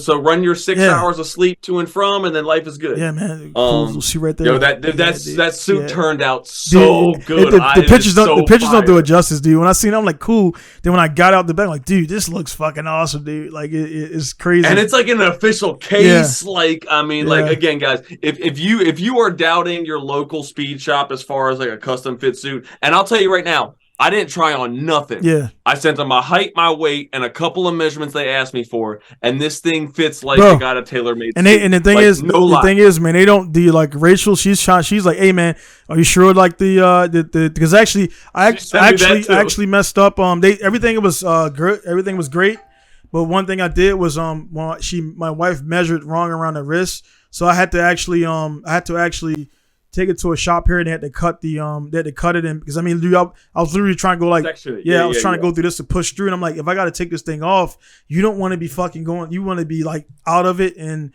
if you're on fire and things like that. So he's like, they were like, and I actually still haven't done it. He's like, hey, man, after the event, they'll order the sleeves again, they'll cut them off, put new sleeves on it, and be done with it. And I was like, dude, that was my fault though. They was like, nah, we got you covered though. We'll even though I messed up the measurements, they were like, oh, well, that's on you. And that's the last company, dude. The last company I was with, Excel, I'll call them out. I was with Excel. Dan Savage told me, and Lee Alexander was like, dude, do not buy that suit. And I was like, man, you don't know you're talking about, fucking rapper Dan. And he was like, all right. I love Dan. Dan's one of my boys. I love Dan. And Dan was like, all right, cool, man. We got it. I actually deleted Dan because I'm like, I thought he was fucking hating. We're back on now. We're back on now. Okay. And I was like, hey, Dan, the way we got back on was I seen you see friends post, and I seen Dan post, and I was like, hey, Dan, my bad, dude. I was overreacting, and you were right. He said, yeah, man, I was just trying to help out, and I was like, dude, the fucking suit fit like shit. I tore the suit, and then a dude told me, he was like, yeah, man, you're looking a little. He said I'm looking a little chunky in the suit. That was that was a reply from a fucking business owner to me about why the suit ripped. When I got, dude, I'm like, literally, I'm a fucking runner, linebacker. I got literally in the car. When I lift my leg over the bar to get into my roll cage, it ripped the fucking seam on the side. He's like, hey, man, you look a little bit bigger than when you measure. Like, that's what he told me. I'm like, dude, really? Yeah, I'm like, dude, I'm muscular. I was working out and putting on weight. I was like, that's why it fucking did that. And I was like, all right, cool, noted, man. I never responded. I never wore the suit again. Right. And it just hangs up downstairs. It's just like I paid for it. Nostalgia piece. Call it a nostalgia piece. That's all it is. I'm like, so and the guys go, oh, all those guys you're sponsored by? I was like, nah, not anymore. I'm like, I'm a business partner with Njuku. And, I was like, everybody else in that suit, right, I don't even talk to. Haven't talked to in years. And he was like, oh, I'm like, dude, you're a new driver. Relax, think about it. Even with me, I'm like, hey, man, this is what I require, but I'm not requiring your firstborn. And he was like, oh, man, I even get money back when I sell something. Like, yeah, when you're not only a driver, you're a fucking associate. So I wrote that into the contract. Right. Like, if you sell a pair, you get this X amount of dollars from the sale. And they're like, but I thought we just give you money. I'm like, nah, yeah, that's why I was a sponsored driver. I didn't have a contract. I had a contract literally from one company. And everything else was just like handshake, word of mouth type shit and everything and stuff like that. And my thing, you talk about internet FOMO though. Check this out. Yeah. So I posted that thing about my suit. Right. I posted my suit and Toolworks, Partsworks, and Styles Fabrication. I own two of those businesses. Styles Fabrication built the cars. Right. They build all my cars. No one else touches my cars when it comes to building. Like, that's a thing. Right. And I had at least 3 of my people that I know about be like, yo, what's up with let's get on the suit, blah, blah, blah. I'm like, first of all, hi, it's good to see you again. This is forever. And it's not going to happen. Right. Because this program's been around for 3 years, and now that you see the real deal, things are happening. So I dropped $1,000 on that. I want to send it back and get embroidery to send that back to get it embroidered. Like, nah, dude, that has to be some. Well, then I don't have a suit. 100%. How am I supposed to compete? So it's like no, and I lose my brand. Like no, y'all missed the boat. Yeah, we'll see you in 2024 with a contract. Yeah, and the thing about, I'll give a story on that too, man. Like that same thing. We all know JR, RTR guy, and everything, doing great over there. He's setting a tone for what is going to have to take to become top 3 in FD. If you don't have what they got going on, you're just not going to be up there. The unlimited bank fund, and it's because of results too. James Dean coming back, things like that. JTP coming, leaving out. The guy, what's the guy with the super? Mike S is out. Mike S is out. Rad Dan's out. Rad Dan is out. Another Dan, because Dan Savage, that whole thing, and I didn't know, the whole thing with the Sicky and everything. That yeah. I'm not saying nothing because I know some things and I got some money in things. I'd rather not lose money. Yeah. So anyways, like people, when the bottom line, dude, like you look back at the history, man, like, and it's one thing where you try not to live your life by it, but we know you require money to pay bills, to do fun shit, to do this and everything. So when people get into the mix, and it's everything out there, bro, like the person you marry, the how you keep her, and this and this, and the person she chooses to marry, it all like it sucks when it revolves around cash. And, yes, and then but it's a fact, and when you ignore it and say it ain't an object, it's like, yeah, okay, well go fucking broke and have your kids and wife, because I've been in that position, man, and I'll be real, 5 kids and a wife, man, and I'm looking, it's like, and I'm making it, I'm working hard as fuck, bro, but it's just like everything ain't clicking at the same time, and then like you just get like that 1 week, man, where you get an email, and the cool thing about our industry is some shit always is breaking, dude. Somebody's car always is breaking. Somebody's always doing some dumb shit with a tool where they shouldn't be putting a bar on that and snapping the fucking ratchet here because you don't torque with a gear, all that shit, all that stuff. Or the manufacturer did something new and Donnie's got to order the new part because the old shit don't work, or Chris has got to buy or sell them the new scan tool so it can have you ever sold something that was discontinued before? Absolutely. Yeah, I knew it was discontinued, and I was like, I know I'm going to regret this. And it was like, and then sure stuff, it breaks probably a week later or something like that. Like, well, then we got to face dude, it's like, and it's just, it is what for it me, is. I was more so before I forgot to take some shit off my website. And I was like, as you like, all right, take it off your website. And I fucking left it on there for a year, and a dude bought it. I'm like, fuck, dude. I'm like, I don't even like associate with that company anymore. And I'm like, I had to no shit swallow my pride. I was like, hey man, I need 3 of this. And he was like, they sent it out. They didn't, I'm like, cool. They didn't, they took the money, and it wasn't bad. I stopped selling their product because I didn't like the interactions. And I got 3 of what I needed, and I was cool. I was like, I took that shit off immediately. I was like, I don't want to sell no more of that.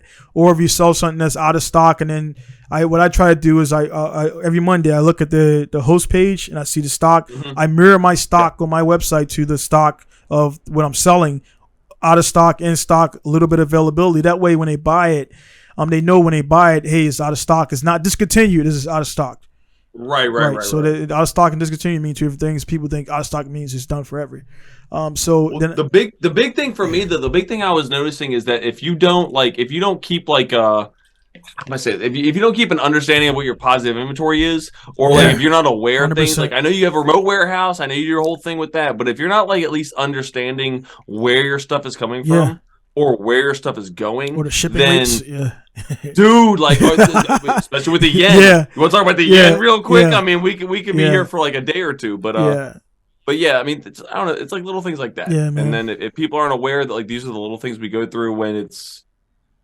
I mean, it's hard to talk about that kind of stuff because then it's something that you and me understand, and I don't want to bore people with that. And it breaks it's like if you watch wrestling, they call it the third wall. Like we know it exists, but don't you don't acknowledge the third wall because it's like even in comedy and everything else and acting, like you got that. And then the movies that break it, like, you know, what's the movie with the Deadpool where he breaks the third wall and like he looks at the camera and talks to the people in the, you know, I think that is Deadpool. I think that's both Deadpool movies, and then what's the third? Because he's got a third. Yeah, he's filmed a third. Ryan Reynolds. National Lampoon's did that a lot, and it's kind of cool. It's like, I know I'm shooting a movie, but I'm talking directly to the camera and everything, and they go right back to it. And it's like, that's cool, a cool thing. You can't do it too much, but it's cool to do it sometimes. And some movies are just use a signature. Tarantino don't do it. You know, he don't. His movies are. You know, he's got his last movie coming up, man. Yeah. It's so sad. Yeah, and then John Wick 4 is coming out on Friday. Yeah, he was on Bill Maher's podcast, man. He's like, yeah, I've done what I wanted to do, man. And that's what I want to. Dude, people don't realize why. I know why you work hard. Why I work hard is like, bro, I want to be. We're still young. Even though I'm 40, turning 40 in a few days. That's still pretty young. I got full health, and one thing I listened to a lot of you know, quotes from the past and stuff like that from the Aristotelical periods. And he's like, if you don't, it's like one was like, if you don't run while you're young, you're gonna run while you're old. You know what I mean? Shit like that.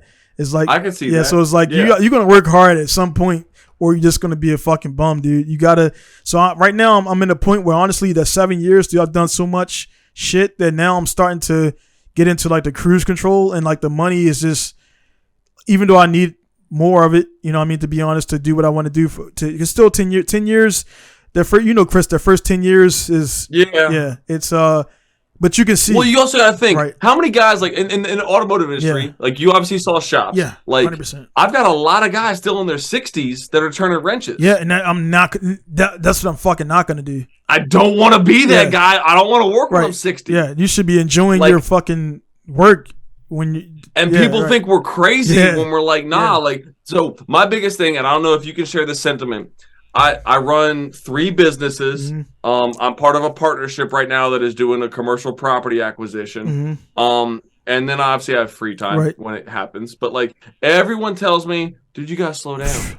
You're doing too much. You gotta slow down. And I'm like, dude, I need 35 hours in a day. Like, oh my God, I would buy time. Dude. I would literally have one kidney because I bought time with the other kidney. Yeah, like no doubt in my mind. But like.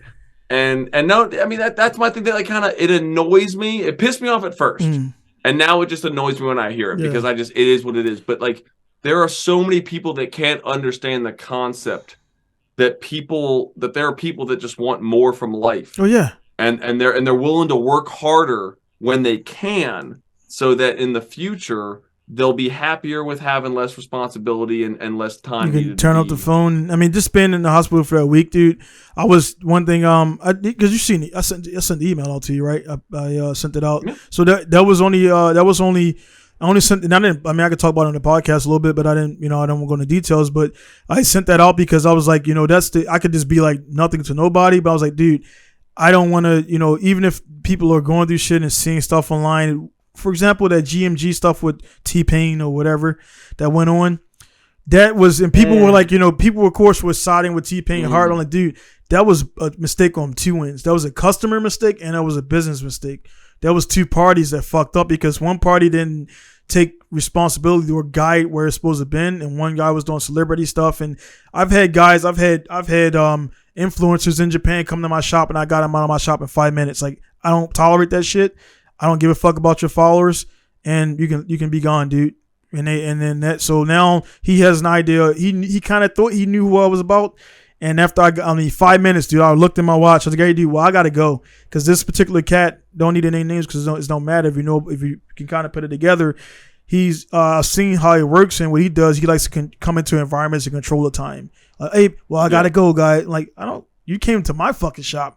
And for an object that I knew you didn't want to buy, so you're wasting my time. So when I called it, before he got out the car, I was like, oh, is this your dude?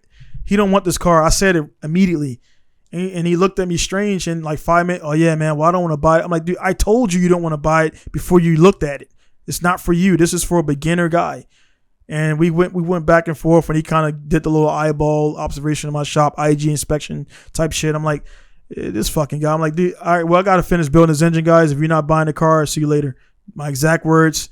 And they got on their way and went to another shop and did some clown shit locally that allowed them to shoot video and stuff like that. I'm like, great. You see him, he's looking to do that and bring down his brand and at his shop and lower his morals to let guys do things. And like the thing they did was pretty stupid.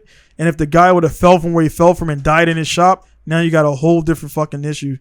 Yeah. And that's where I don't, so I'm not popular because I don't allow the family parties like the fucking Vince. I'm not Vin Diesel, bro. Yeah. You bring the one thing I want to talk about, and I know we talked about this in the beginning, and I don't want to get too much into this. So there's a partnership that I'm a part of, and we are, Donnie, I know we've been talking for 2 months now. Right.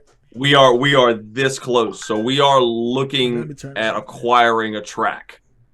And the big thing right now is the last couple of years, or Jesus Christ, at this point, months, has been track revivals. So there's a couple of tracks for sale in America for drifting, and a lot of people, when we start talking about this to certain parties, they're on the nut, they're hip, they know it's not like they know what's involved, but like.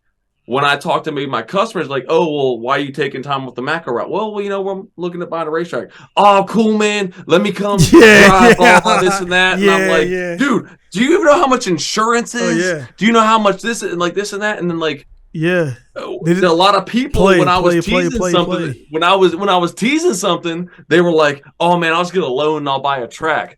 Cool. Let me know how that works out for you, because I don't want to be a part of it. My thing is, I would like to see the meeting with the banker. Like, yeah, man. So it's this, and this, and this. They're like, dude, get out of here, bro. Like, no. They like, I'll tell you right now, the amount of money me and my partners have had to put up just to come to the table. Oh, yeah. We're talking certified checks and cash in hand to talk to the owner.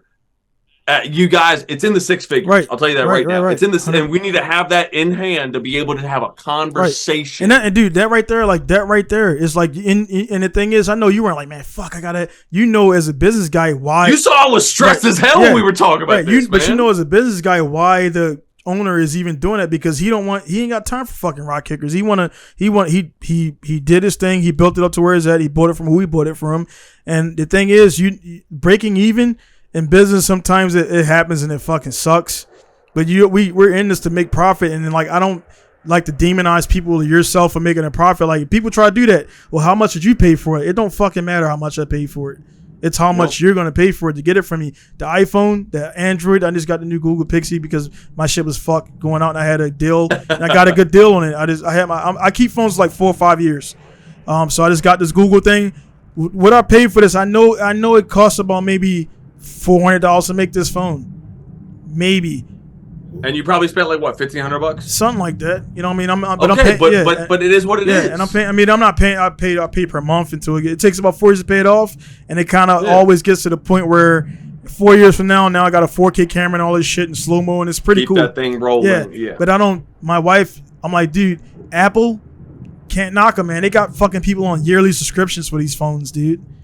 Yeah, I'll be honest. I got an iPhone. Yeah, but it's a great model. It's a great model. It integrates into life. Their programming is great. When Jobs passed, there was some things that went away, and then there was some innovation that came in. So it's just they nailed the market, dude. They got everything integrated. They got the cloud. They got this. They got that. And it's a great. It's like when I see Amazon and I see all the boxes in my fucking house, my wife orders. It's like, how the fuck do I get in people? And then the suspend, dude. I got a quote from what's the dude? Bezos. Jeff Bezos. I got a thing on my thing down there, right on my desk, and it was like, and it sounds trivial, but it was like the way to get to $1 million, and like people like it's like you sell XYZ product for this much dollars to this many people. It's like it's breaking down the chart, and like, dude, when you look at it, like, bro, I've done that. I've done that, like that service to this many people. Like this to my, for example, the vehicle inspection I posted for the JX80. I charged $28,980 at base for that, which is roughly about $250 to do a full performance inspection. I looked at my catalog. I've done 180 cars, so I didn't even add it up because I'm getting 250, 250 spread out. But when you add that shit up, it's like, bro, you've done that much, and like, so people try to cash out on a big fucking thing. I'm like, dude, literally go to Amazon. This was a key. Chris knows how to do it. I can do it.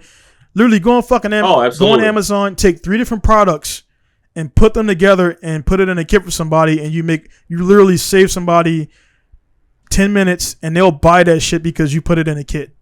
That's kit. You want to know too with the importing. Yeah. Same thing. Yeah. I've imported a bunch of cars. Right. You got one car for me, yep. and I'm pitching guys now based on what I'm seeing with some of these bigger scale importers. Mm-hmm. I'm giving them 2 numbers. Right. I'm giving them, hey, it'll come in on my name.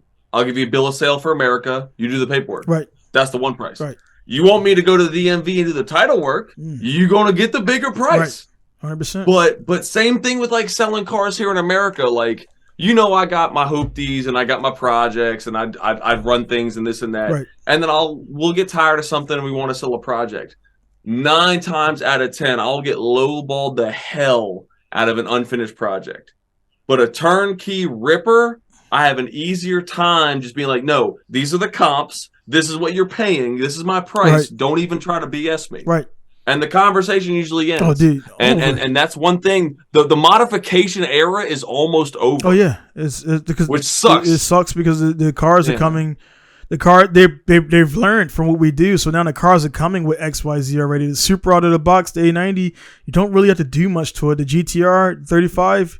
If you can afford, like they're coming with the stuff, so they're coming with a higher price tag. So we can't get, even when the SRT came out. I remember when SRT 4 came out, everybody gave it shit. But that engine now, that engine is expensive. Like you can't really buy that engine. The engine, they had some issues with the shift cables and things like that. But everybody called it a fucking neon, but it wasn't. It was far from a neon. You know what I mean? But it was cool to see. That thing was a mad car. That thing when it came out, you remember Greek Village and Hoffer Road and all that stuff. We had one boy in CPT that had 4 1/4 to the wheel in 2006. Yeah. Banging it through a 5-speed. Yeah. Like, I mean, that thing was the demon. That was the Dodge Demon back in 2006. And that sound, it kind of obnoxious a little bit, but that sound, it just had it had everything back then. The sound, the pops, the crackles. The 2006 Burble tune. All that shit, man. And just take the decat it and it'll do that. But it was cool, man. And like you said, man, it's almost to the point where even like, you know this, Chris, man, there was a point where I used to try to jazz up the car so much and add shit and add wheels. Now it runs and starts. Here's all the pictures. That's it. I'm not adding. I'm not fixing the paint because you're gonna lose fucking money. You're gonna lose money, dude. But to your point, though, you're also then offering cars at a reasonable price. So I got a So then you can be able to create more customer interest and volume, and then have more possible sellers. Undercutting instead of creating a niche market because you threw wheels on it and then you lowered it, and then now it's like all this shit. So I mean, dude, to your credit, you learned, and we all learned. That's just what it is. Undercutting, man. Like, dude, undercutting the last 2 years has been awesome, bro. Because it's like, oh shit, I can get like I got a 32 on a rack right now. I'm going to sell for 14.8. It's going to sell. It does. I'm putting engine back in it, doing undercoating, address the issues that it has. This is not critical rust, but it's rust there. 14.8, that's the price. Take it or leave it. I'm not selling it for less than that. I'm not selling it for more than that. And then guys are selling the same fucking thing for like 21. I'm like, dude, you bought a car before Brandon bought a car. He that's what he wanted. And I'm like, dude, you're about to pay $29K for a GT4, NA, automatic. But that's what he wanted, and he paid the $29K for that car. Man, that same car is like 32 now. So the things gone up and everything, and people were like, the S13 is this, and I'm like, dude, you can't get a Model T4 for the price that a Model T4 cost when it came out, 1-to-1 ratio with 2023 to 19, whatever, when it came out. It's just Barrett Jackson, half those cars on that Barrett Jackson block. Barrett Jackson, bring a trailer and RM Sotheby's and all that kind of stuff. Like, I mean, I think that's ruining the market for the consumer. Because people see that stuff on YouTube and like all these social media sites, and they'll see these things roll across the block. But like when they want to see a square body, a freaking K5 Blazer should not be $90,000. I'm sorry, man. I don't care. I don't care if it's a 5-mile military diesel unit that never saw combat. That's showroom spec. Like some of these things are ruining it for enthusiasts that are trying to come up. And that's why guys want $10,000 for an S13 that's rusted out with a single jingle and automatic. Chris, man, what the fuck happened overnight to the G35 community where it's just overnight. right when that Z came out, it's like dudes are trying to offload these G's to pretty much get a Z. I'm like, dude, so have you noticed it in the front? Like G35s just went up like $6,000. I just sold one for $4 with a fucking manual swap. I lost money, and I'm like, all right, I need money. I sold one for $4. A G35. So I have a G30. You guys see it. I have a G35 four-door sedan. It was a 6MT car that's now LS swap with. It was original manual or original manual CDO1. But it was an 03, so it was the junky CD. It wasn't anything good, and we blew that thing up in 2 events. Right. And then we threw a 9 in it. Life is good and everything's great. But I've noticed now too is that guys will see that the 350Z is now the R 240. Yeah. And I got a 350Z. I can ask $10,000. I sold to a kid in Hampton Roads, Virginia, who still's drifting it. Thank goodness. I got this from a prospect driver as his practice car. I traded him a Corvette. I had an 0405Z, caged coils, full GK Tech front end, handbrake, done up, 140K miles, up rev tuned. I sold this kid a titled car for $9,000. Yeah. $9K for a turnkey seat time car is unheard of. And I took a loss. I listed it for 11, and I took 9 just because I want to get rid of it. Right. And these guys think their G35s are the grace of God when half of them are gutted, half of them got 200K on the clock. They're mostly all automatics, and if they are manuals, they're beat to heck, and they're CDO1 cars. Very few are 09s if they're not the, was that 06, 07, I think it is? So you got to think about that. These guys think that just because they got a G, it's like, oh no, I get goods, great good, you got to pay me $7,000, me. Or you get the guys that put a V35 like it's a Skyline in Japan. Like, okay, dude, it's like V35.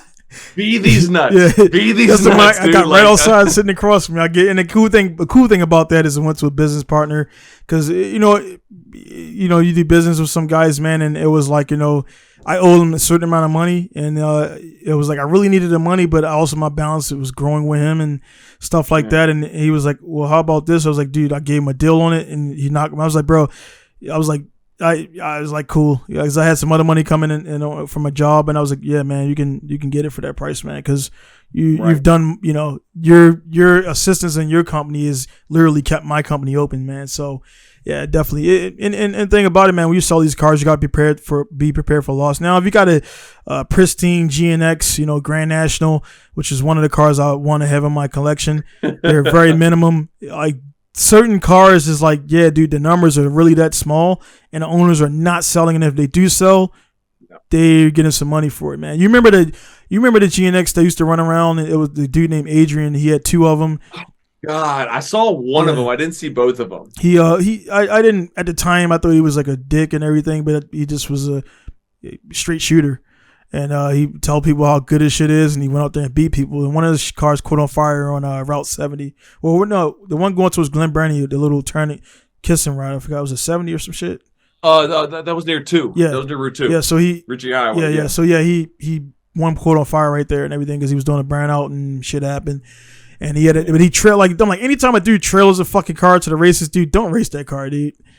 Like, don't. Well, so speaking of like high profile cars, like in CPT, there was a guy, Tim, red Tim was, SN95 Cobra, but it had a Helion turbo in it. Yeah, Tim was the first guy rolling. And that was in 07. Like, I mean, these were the things that like we're talking like, oh, it's whatever. Like that was some groundbreaking shit. But to do that in your 20s. Yeah, and in college, so I was like, I don't know what like obviously he had a good, dad was. I never asked him about his home life, but I could, Tim was a well-spoken guy. You kind of could put it together that Tim came from a good, like, honestly, my kids, honestly, it sucks, but they're gonna work for it, but they already have cars. They just got to grow up enough to drive them. And it's like, don't hate on my fucking kids because I worked to get that. So I hate to see, kids getting shit, the Sorensens and stuff like that and things like that, but they actually fucking drive. Exactly. And that's my thing. It's like a lot of people shit on Adam LZ because he came from some family money and now he's got like all this YouTube shit but the dude can drive. Allocate that money, man. Like just because he got the money, how many, I mean, look at Biden's son. I don't know. But I just see, it seemed like he's a fuck up from the way the media portrays it. And it's like, just because your dad is this guy don't mean and most of those people actually end up being worse because they got everything when they were young. They got everything given to them. So those people tend to be like shitheads. You know what I mean? So someone who got a bad stick, if we're talking about drifting, I really like Trenton Beacham. Oh yeah, I like Trenton Beacham. Like, I mean, he moved up from a prospect to pro, and he had a really shitty year last year. I mean, a whole bunch of bottom of the 32s and barely making 32 and stuff like that, and it was just a bad thing. Now he's coming into it with a brand new car. So it's like, maybe you got a guy who does come from money, but he's got some skill, but he's got a bad car. Or like maybe there's like something out of that work triangle that is gone. Right. And you just don't know the circumstances. It could be as simple as like I try to self-reflect on myself before trying. I'm not an analyst of anybody. Everybody got different lives, but one of my issues honestly is like I prefer to do it alone or with as minimum people as possible because I just don't I don't need 30 people around me to change a tire or things like that. And then Essa, it was cool because I had Stanbro Williams on, man, and Essa did his championship with one dude, man, one guy, man. Yep. I had Stan on, and he was like, dude, we didn't get breaks. Lex was like, hey, we go to eat, and JTP, I gotta fucking change this shit out, dude. I can't go eat with you guys. and people don't see that side of it, man. And that launched Stamper into Falcon Off Road, and he grinded, dude. He could have been like, man, fuck this, dude, I'm out. But he grinded and he made it happen. He did his side projects went to the side. He couldn't go hang out and go do his things he wanted to do, man. But that set him up. And I think so many people, man, they want the. Well, you think it's prioritizing, though, right? And a lot of these young cats, they want the social media shit. Great for this promoting, but a lot of these new cats, they want the instant fucking like. They want the instant gratification, dude. And they want to, even with LZ.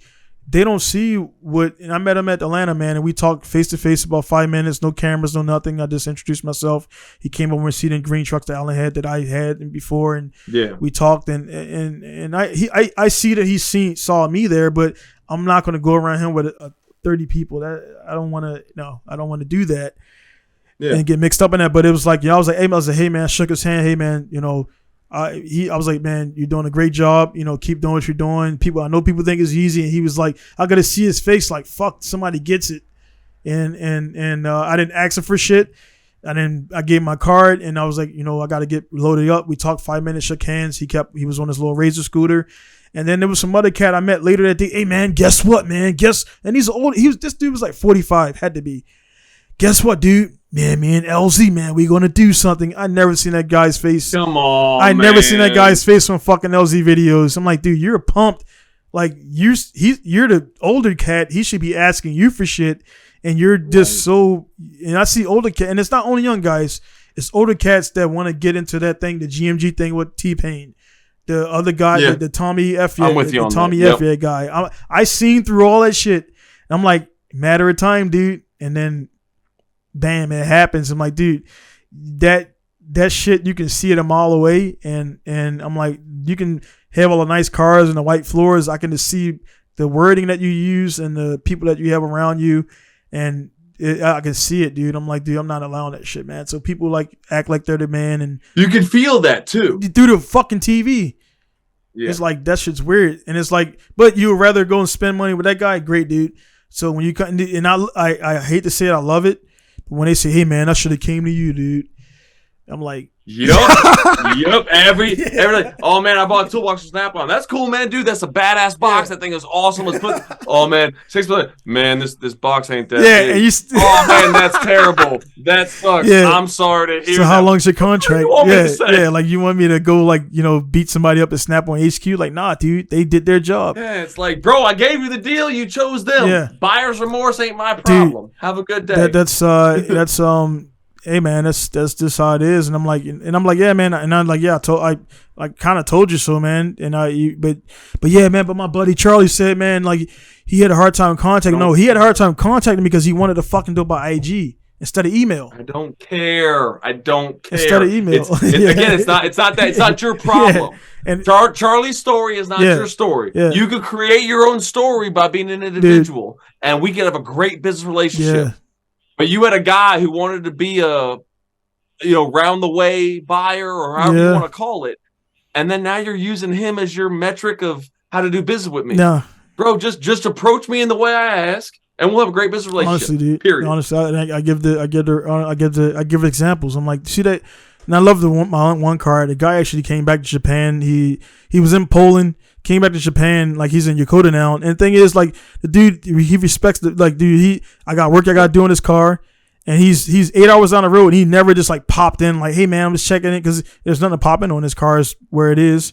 And he's like, dude, no rush on it. I'm not driving the car. Actually, I want you to do a 1J in my S15 while you're doing my other. Cause it's like the dude is spending a shit ton of money. I built this engine, all that stuff, YouTube, and he's a perfect customer because he knows about it, but he doesn't have skills to do it. And he just leaves you the fuck alone, dude. How much does it cost? And it's like, bro, if every customer could be like that, which is not the case, I put him in that place and everything. But it's like, bro, I don't need to be prompted. We're talking about making a car in a safe zone. I've had orders in Iraq to do certain things in a fucking hot zone, which we knew was getting attacked tonight. We knew it, and we still went there. You know what I mean? It's like I've had to deal with that. So we're talking about installing a turbo, dude.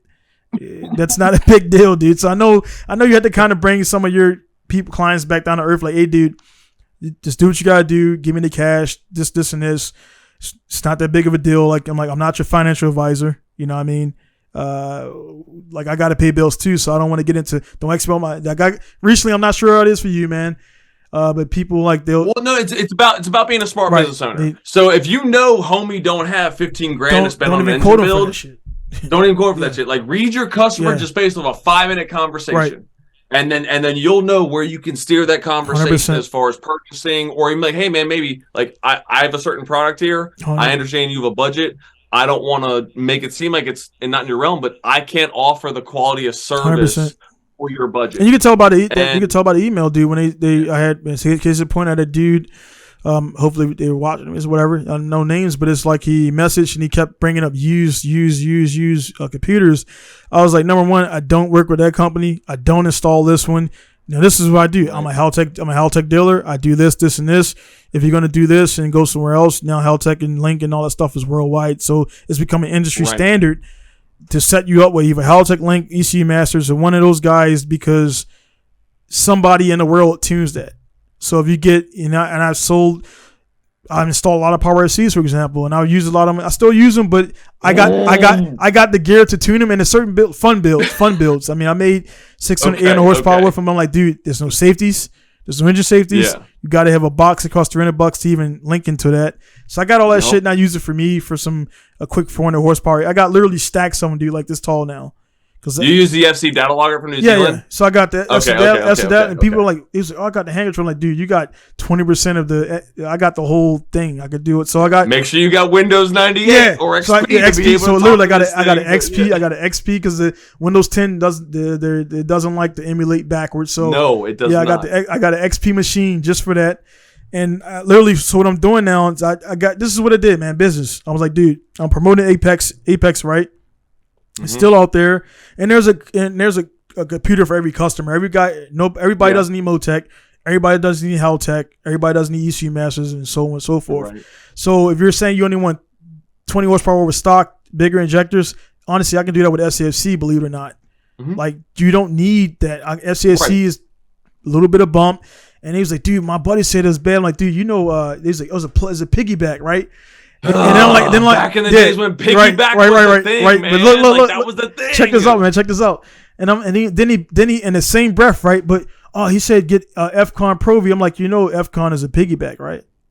HKS FCON Pro is the Getty Profect, which is the Apex SAFC. It's the same thing. It's the upper echelon of piggybacks. I'm like, it's a piggyback, right? And it looks horrendous when you fucking take that thing off, and it's just wires and cables and he's like, oh yeah, I thought it was no. It's like it's not standalone, dude. And then you got to pay $300 a fucking month to tune that shit or get counterfeit software. I'm not, dude. We're in 2023. You get a Haltech, you get a Link, you get one of these guys up there. I prefer Haltech because I got a better rapport with those guys.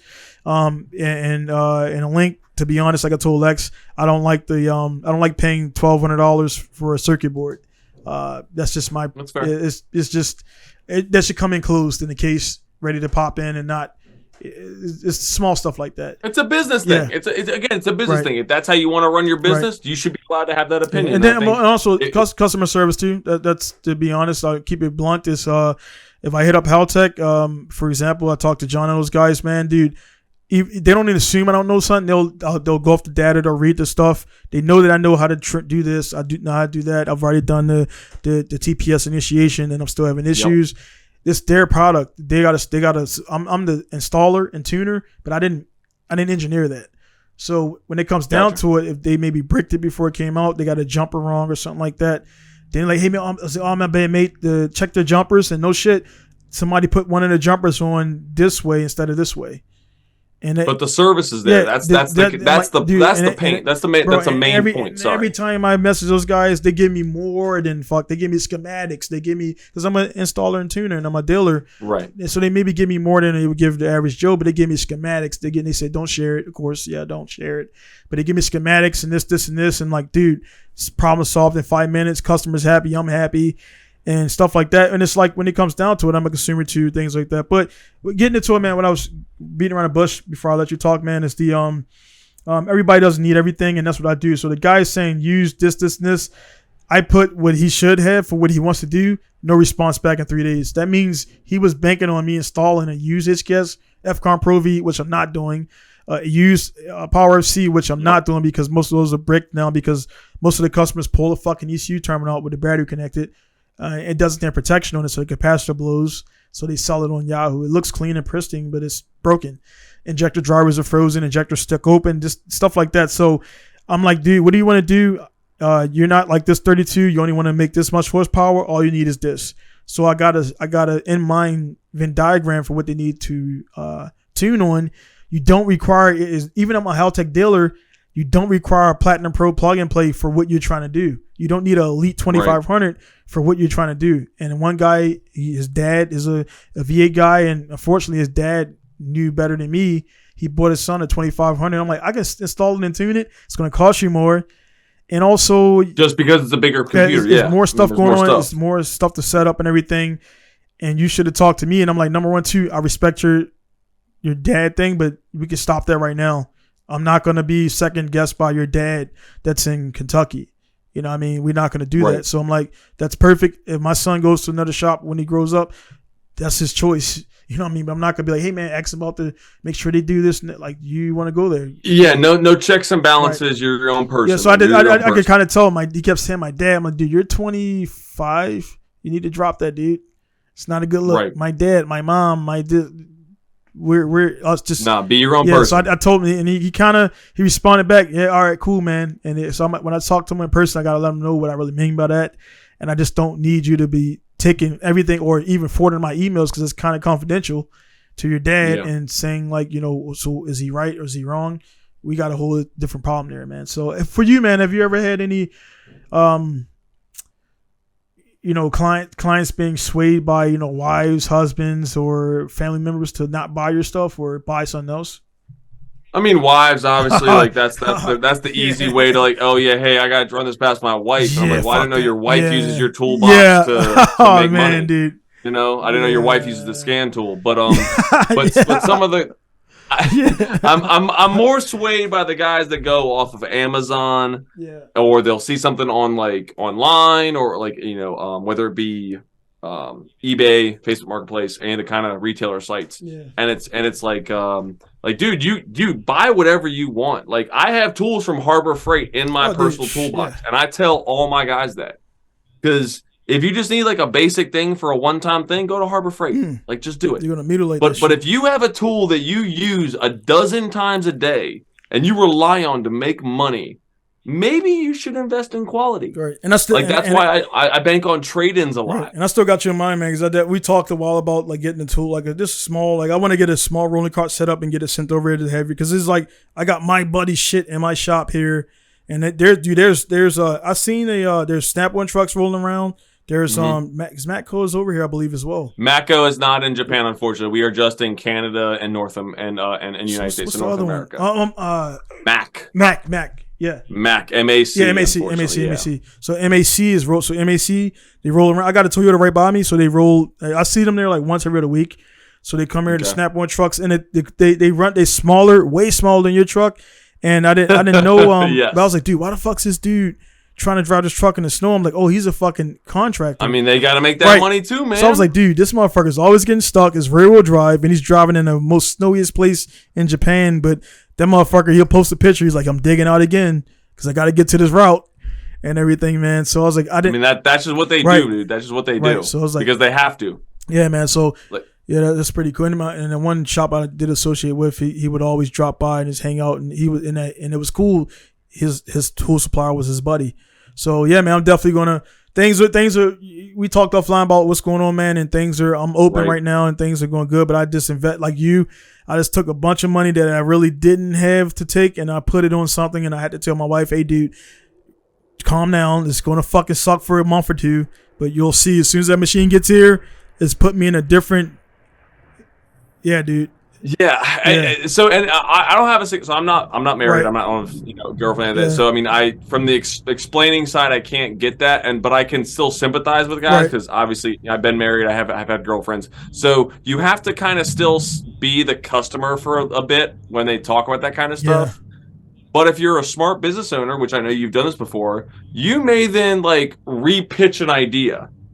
It's like, all right, so I know that the wifey is kind of maybe the block here. Let's maybe reword of what we're selling here. So I mean, maybe it's more of a tune-up for safety, and then this kind of thing. So it's like, all right, well, yeah, man, you do need to do toolbox, and yours is smaller. Wouldn't you want to be able to make more money at the end of the day? And you can't do that unless you spend more money in your profession. Because your fucking toolbox. Teachers. Exactly. Teachers, mechanics, anything where it's a blue-collar profession, you have to spend money to be able to make money. Yeah, because I didn't know those fucking pizza parties weren't funded by the school. I thought it was funded by that's out of the teacher's pocket, and that's why the pizza was cut into 24 little slices. And 24 slices in a medium, man. Yeah, dude. It's like, I'm like, oh, the fucking principal was giving Miss Conley this money and shit. Like, nah, dude. She's taking money away from her own fucking kids. And for some reason I thought teachers were loaded when I was younger. I'm like, oh fuck, man, this seemed like something you would make a lot. Ain't that wild? I mean, you ain't that wild? You think about that now, I'm like, oh man, dude, they making $28,000 a year back when we were growing up, and dealing with all these fucking people's badass kids in the city, man. Unfortunately, man, for me, I went to county schools, and then I went to Falstaff, was right in the borderline of the county and city. Then I went to a citywide high school. So even though there was knuckleheads in high school, they were like the smart knuckleheads. They weren't like the bad deviants at the local schools. So I went, so we had some fights and stuff like that, but it was still, we had the better stuff of the public school. We were sorry about that. We were citywide. So citywide meaning, for the guys who don't know, you test into the school, and even if you live in East Baltimore, you can take the bus all the way over to this school and go there if you want to go there. If you didn't test or didn't take the test, you went to your zone school, which was the leftovers and everybody else, and then they were shitty. Teachers were not as good. This material, and it was still all on a lower level compared to your urban Prairie Halls or Urbanas, and then you got the private schools and all that other kind of thing going on. It's so it's the whole thing there, man. So with that, with the kids and everything here, man, and stuff there, and the stuff I picked up in high school, man, I had more mentors from sports, man. So luckily I played sports, and they say, hey, man, you don't want to run these laps, you don't want to do this, you're not going to be as good, dude. So they were like, hey man, the results, and we won championships every year. It was like the results are directly related to, and that was that shit, man. That when I'm pushing Chris's car, well, not Chris' car run, so bad example, but when I'm pushing somebody else's car that don't fucking run, I'm pushing it through the snow by myself. Is like, I'll think back to pushing a sled in football or doing a lap. Is like, just keep your feet moving, keep your, short choppy steps, and keep fucking making progress. So a little bit every day, man, works, helps and everything. And a lot of people want to conquer the world in one day with business. It's not going to fucking work, bro. I don't care if you got Bill Gates money. You still got to if you want customers to take you serious, you can buy more machines and stuff quicker than I can. But I mean, who's going to come to your shop and use that? So I know you've seen Chris, guys with money that start a business, and they think because their dad is their dad, they're just going to roll over you and roll over. Like, you don't work harder than me, dude. We've had some guys. I mean, yeah, there's some shop. I mean, the majority of my shop owners in my route are actually pretty good, Right. but we've actually had a couple of Mako guys come in that would pay for the truck, the inventory, the franchise fee. They pay everything cash with a check and owe Mako nothing. Right. And I know of absolutely zero of them that are still in business. And I've only been in business 5 years. Yeah. So that kind of gives you, like, money doesn't buy success. Don't, dude. Money is an after product of success. And it don't buy reputation either. I mean, yeah, I mean, you could be big baller. Like, dude, I drive an automatic 2005 Subaru Legacy wagon, non-turbo. Like, I mean, that's my daily beater because I don't need to show money. I wear jeans and a hoodie to work. And that's just me. But I run $1 million a year business. I have a very outstanding drifting program. I have fortunate connections like yourself in the business world to be able to lean on. I'm friends with a lot of high profile people, and nobody knows it but you. It's like you don't need to be like, hey man, this is my dude, and this I'm okay with it's a new thing, man. I told one cat to come to the shop, and he was kind of like, there's times when I gotta like to remind guys, like, not like who I am, because I hate people. That shit's kind of corny. But the guy was saying something, this, and kept mentioning this other driver in this other shop, and I was like, well, that manifold you about to spend money on, that I got the same one.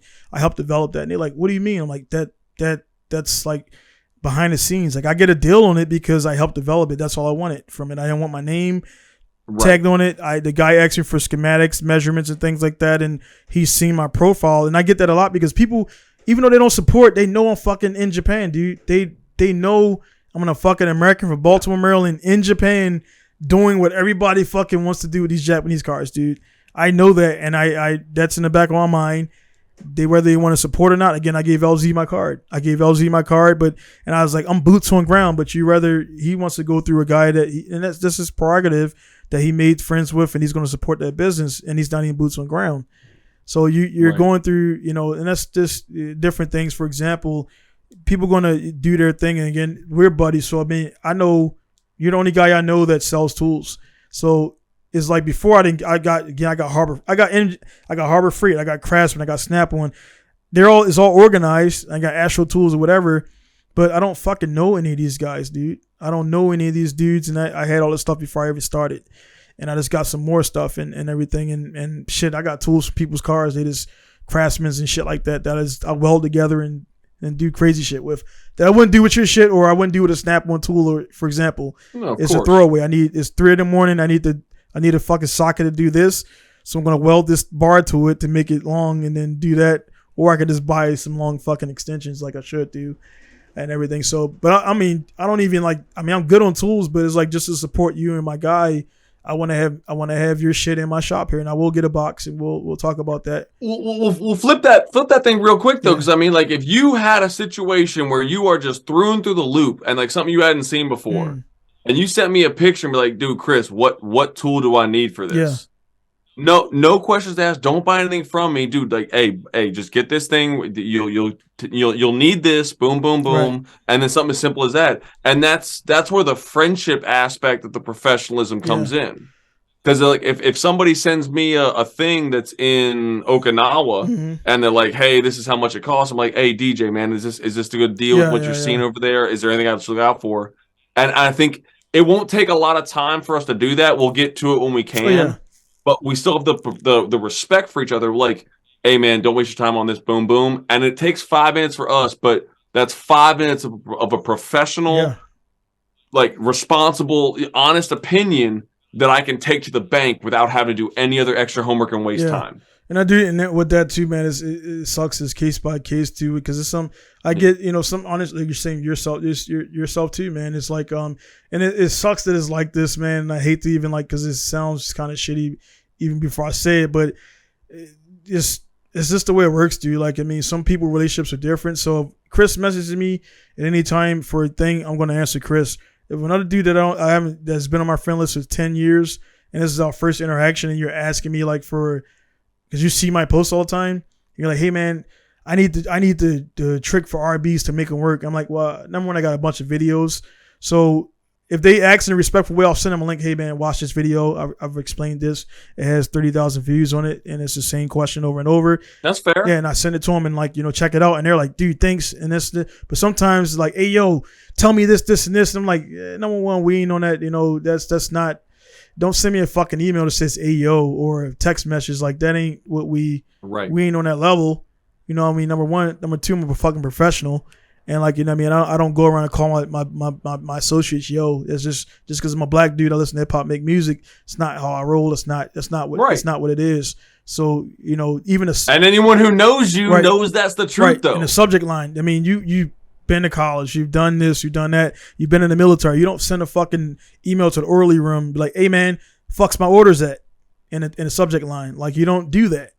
You know what I mean? First, there's levels of, there's the chain of command. You're going to fucking submit that leave. The leave's going to go to the orderly room. The orderly room, you don't fucking talk to the shirt or the fucking commander. You don't talk to them. Right. You know what I mean? The fucking the E5 talks to them and that. Shit like that, man. So it's like, when people just email me like that and just put I get no, I delete it. I'm like, you can't even take the time to form a full sentence. Red flag, dude. I don't want to deal with it, dude. Maybe I'll lose $200, $300, $500. But it's like the same time, man. I with the shit I got going on, PTSD. I don't need blood pressure spikes. I don't need to go out there and be, because like I tell dudes like this, dude. Look, if we got a disagreement on the local, I'm not on the local forums anymore because I had to separate myself. Like, dude, if a bomb drops right here, we're all gonna die in the same blast radius. So if we're in the same blast radius, like we can come talk face to face. I'm not gonna talk to you on IG. That's so you got a disagreement about me, my shop, what I said to your buddy and how I told him to get the fuck out my shop because he was being a jerk. Are you going to fight for him or, whatever? I could tell you why I told him to get out my shop and stuff like that. And it's like, I'm not trying to be a dick for no reason, dude. And I give guys chances to kind of correct themselves on the spot. And when they don't, telling me when you're going to come to my shop and what you're going to do and what time you're going to come bring me money. You're going to pay me in US because I'm American. Like, no, you're going to pay me in yen because that's my default fucking price locally. International. You're in Japan. Yeah, in Japan. It is the yen. And that is simply, my business ID says a Japanese kanji all over it. You know what I mean? Mm-hmm. I pay taxes in yen and stuff like that. And he was like, well, man, I could pay you in US. And I'm like, you telling me I can go to the bank and transfer your money? No, you can go to the bank and transfer the money and bring it to me in yen, or you can pay me by bank wire. I don't do debit card anymore because you're going to pay me 10% plus 3% plus 5%. You're going to pay me 15%.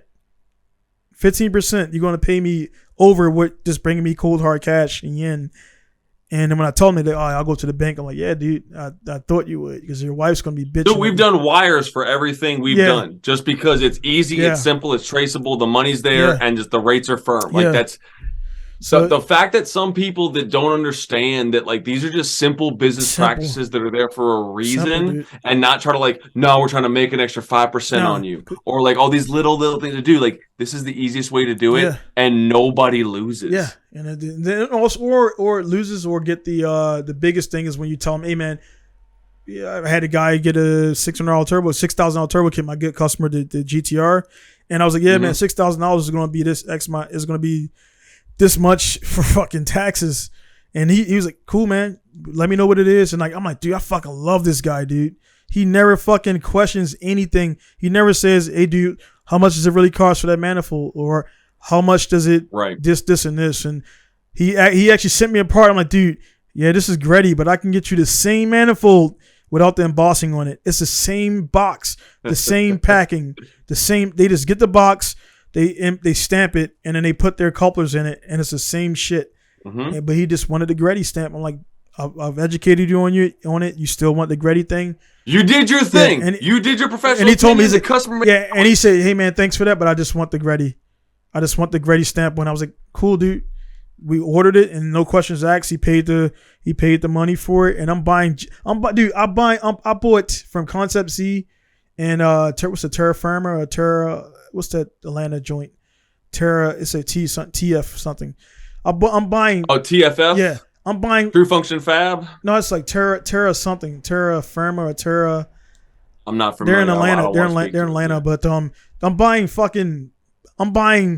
Nissan Heritage parts from America to send back over to Japan because Japan doesn't have them anymore. Yeah, I'm buying. So they're getting sent to Atlanta from Japan, and they're going back from because Atlanta to Japan. smart because they bought the stock. They when the Heritage program came out. Okay. So to explain everything for guys who don't understand, Japanese are just catching on in 2000 during the pandemic because they were looking to get money, and they were figuring out, dude, we were selling SR20s and all this shit for pennies for decades. Now they're trying. So now when you go on Yahoo auctions, RB26 stock trim fucking 10K. Mm-hmm.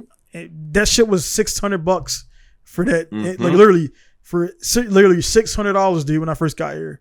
When I had my R32 GTR, I got a little fender bender, and I needed a front bumper cover. Yeah. And a front bumper cover shipped from Japan, like I we've said, seen. it's a cover. That's what it is. A cover is double the money just because of the size of the dimensions, right?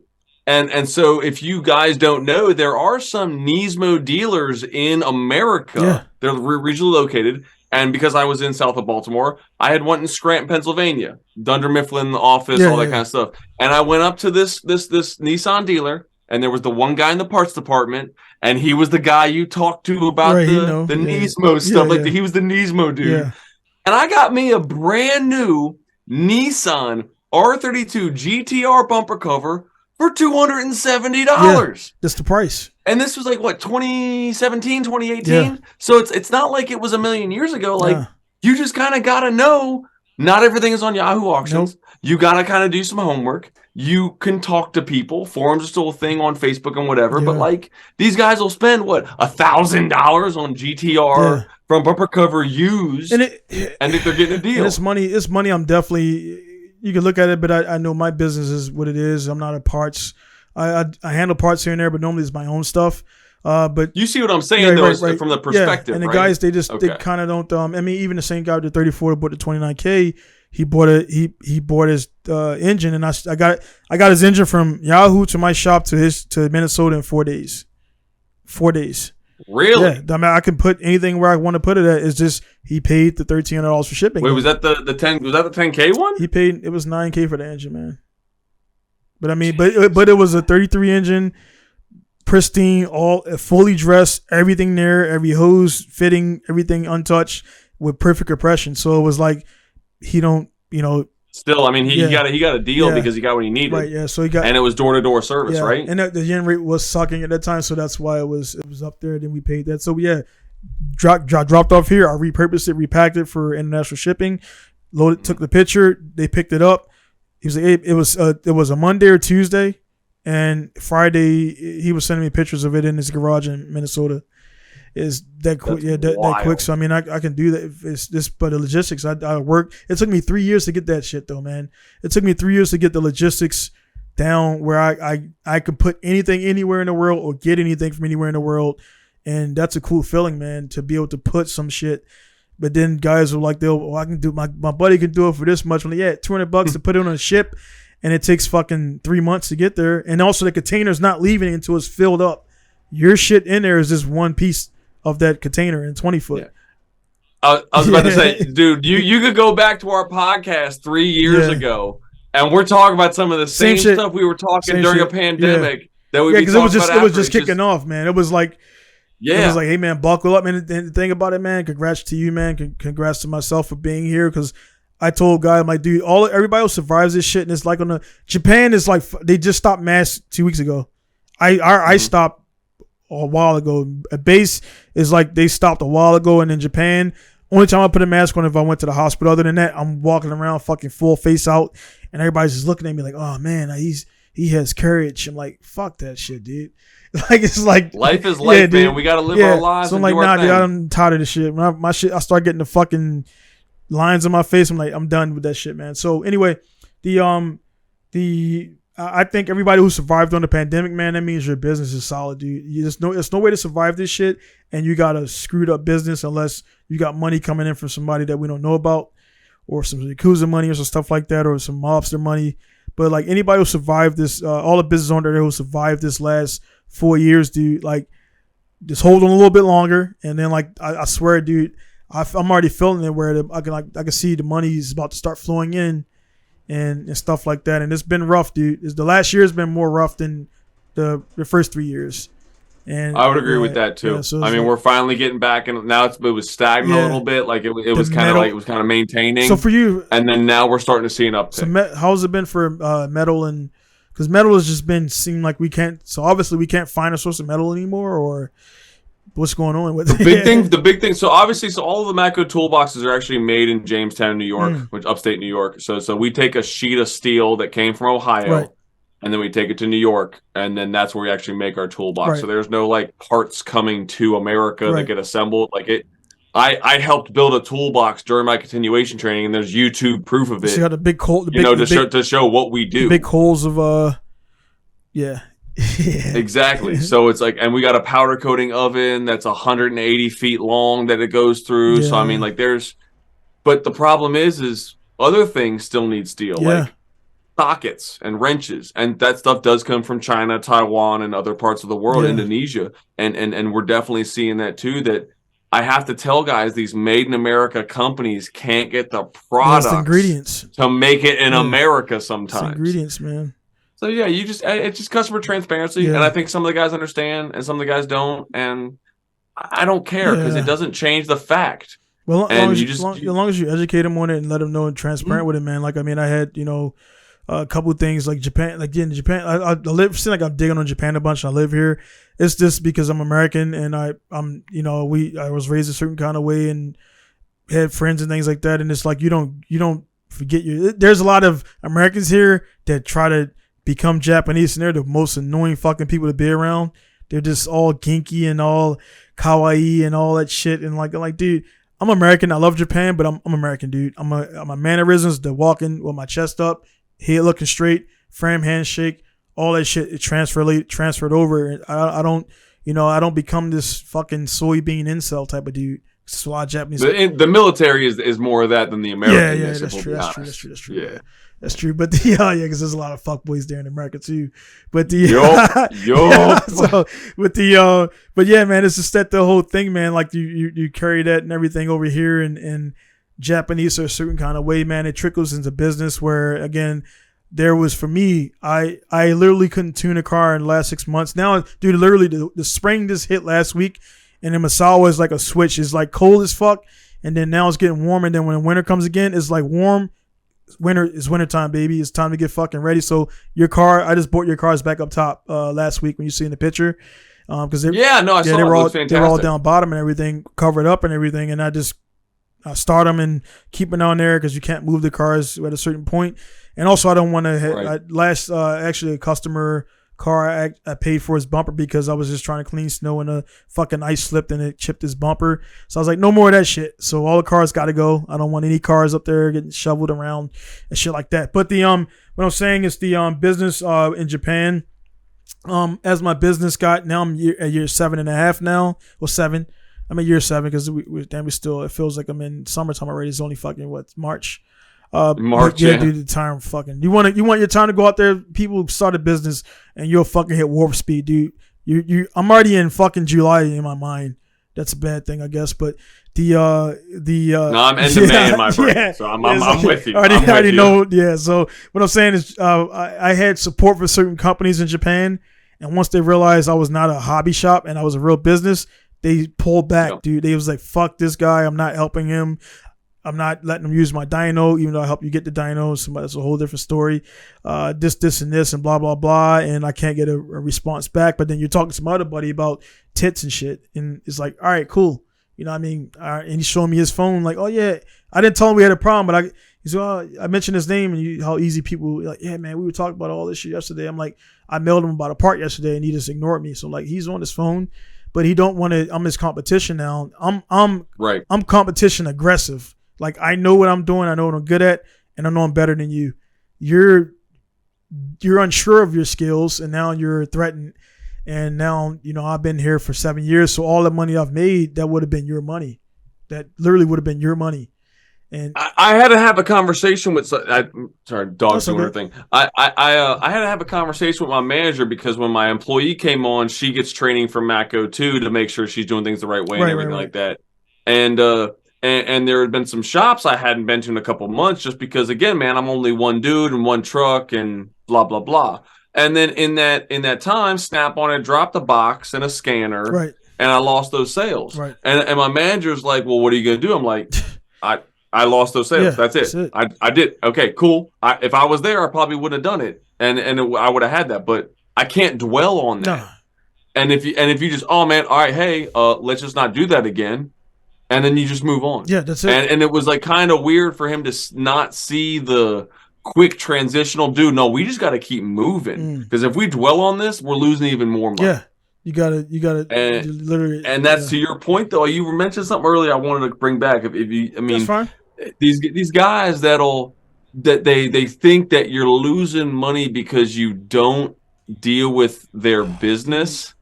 Right there. You see what I'm saying? It's like, oh, I guess you don't need that money. I'm like, no, I just don't need your money and your headaches. I've seen that book right there. That's right. Hey, dude, hey, you know me, man. Hey, I might be a white boy, but I read it right. Like, I mean, that's and that's the thing. Like, I mean, there you can go back. Even like The Art of War is a great book. Anybody in business, if you're in business, if you haven't read or listen audio, I listened to it like 5 times. Like this, yeah.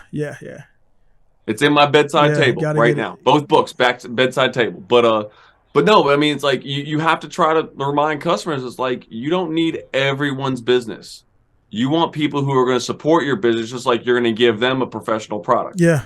And it just same thing you were talking about earlier. I just wanted to touch on that again. It's all good, man. With that, man, it's just like you got to even know, like, you're gonna. And I think this has been business centric and everything. Of course, I'll put it in. I'm actually gonna put. That's one thing I learned on YouTube.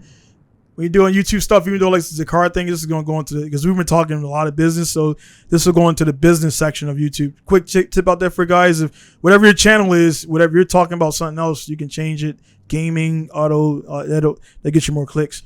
So for the business stuff, man, and it's good for me because it's therapeutic, to be honest. Because we don't talk a bunch, and then also it is not saying that you guys can't get it, but I'm sorry, man. You can have $100K in the bank, and I had to tell one guy this to his face because he felt like, because I know he was good on money because he kind of throw his weight around a little bit like that, very passive aggressive guy. But I know he makes good money, and I'm like, hey, man, go take 50 to 60K of that money and start a business because you seem like you know what you're talking about, and you're trying to tell me to do stuff like do this, do that. I'm like, I don't need your advice. You're not my advisor. And then I trumped him right there. He was like, "Oh no, well, I'm not." I'm like, "Well, shut up, then, dude. Like, you're not on my level, dude. You got more money in your bank than I got personally, but that money's just sitting there, and you're not doing anything with it, man." So I get a lot of those guys that they feel like I should be doing something else. So hey, why don't you got this yet? Or why don't you got that yet? Because I don't want to take out a huge loan, personal preference, and then I don't need it right now because I had this guy, but then. Like I said, the particular guy that I was using for 3-4 years, now he's icing me. Now I have to buy this product. So, I had to tell my wife, hey, I got to cash out. I need this because literally I couldn't tune my cars for 6 months until the snow melts. Can't fucking do that, man. That's 6 months of not. I can't do. It's half a year you can't do business. Yeah, I can't do business, dude. I need this machine now. And even though I got the machine, I'm still going to go. Obviously, you guys know I'm talking about a fucking dyno. But if you watch the podcast, cool. If you don't, great. But I would take it to MSPSP because my personal preference in tuning is to put the car on the ground, ambient temps, real weight, and then we can get numbers after that and stuff like that. Because I've seen dyno tune cars not do well on the track because they don't. You're not pushing. Well, dude, street tune is always the preferred method. It's not, and I got track. I got 3 tracks within an hour of me, 45 minutes to an hour, so I can go there, load up full boost, not simulating because I know Chris that it's all down to the operator. So you can give a guy a fucking scanner. He doesn't update it. He doesn't know how to plug it in. He doesn't know that OBD2 don't work with this, and you need this scanner for that. Yeah. And this shit don't work. Like, no, dude, you got to press in this because the A90 Supra is a BMW. Like I posted the other day, shit like that. So you get a fucking dyno jet, and the correction is up to 10%. You're making 10% more power than you're actually making. The gearing is for fucking this, and this, so your numbers are not right. So even if you got a dyno, when you don't set the brake for the correct brake percentage, you can 100%. Be able to have the thing, be taking, 4-to-1 in fourth gear, 1-to-1. Yeah. You may not get a great 100%. Back end rate because you got too much extra brake on the dyno. 100%, man. So people think, I'm like, no, the dyno is a great fucking tool for measuring power, dude, and tuning in a place where you don't have straight road, no cops, or I don't recommend street tuning because insurance reasons. Guys up there, I stopped doing it. But a track, absolutely. I got ASP, so I can go up there in fucking 5th gear, bro. Just me and the fucking track that's 4 lanes wide. Just me there. I can spin the car around and go back the other way. And, you know, and my customer gets in the car and they're like, dude, the car drives great. And I was like, all right, well, we're not done yet. I need to get you in the car, left seat, right seat, and I need you to just drive when we're going to talk and don't worry about what I'm doing. And I get back to the shop. He's like, what did you just do? I'm like, dude, I programmed your TPS, your throttle inputs to you. Because how I engage your clutch is because I've been driving the cars. I've been doing this for 20 years. You just got a single plate Ogura. You don't know how to engage it. So you're fucking all like giving it too much gas and too much shit. I need to pull fuel because you're going to flood the shit out the way you're engaging. And then people are like, well, that was cool. I'm like, that's what any pro shop would do, dude. You know what I mean? So yeah, I know what I'm doing. You know what you're doing, man.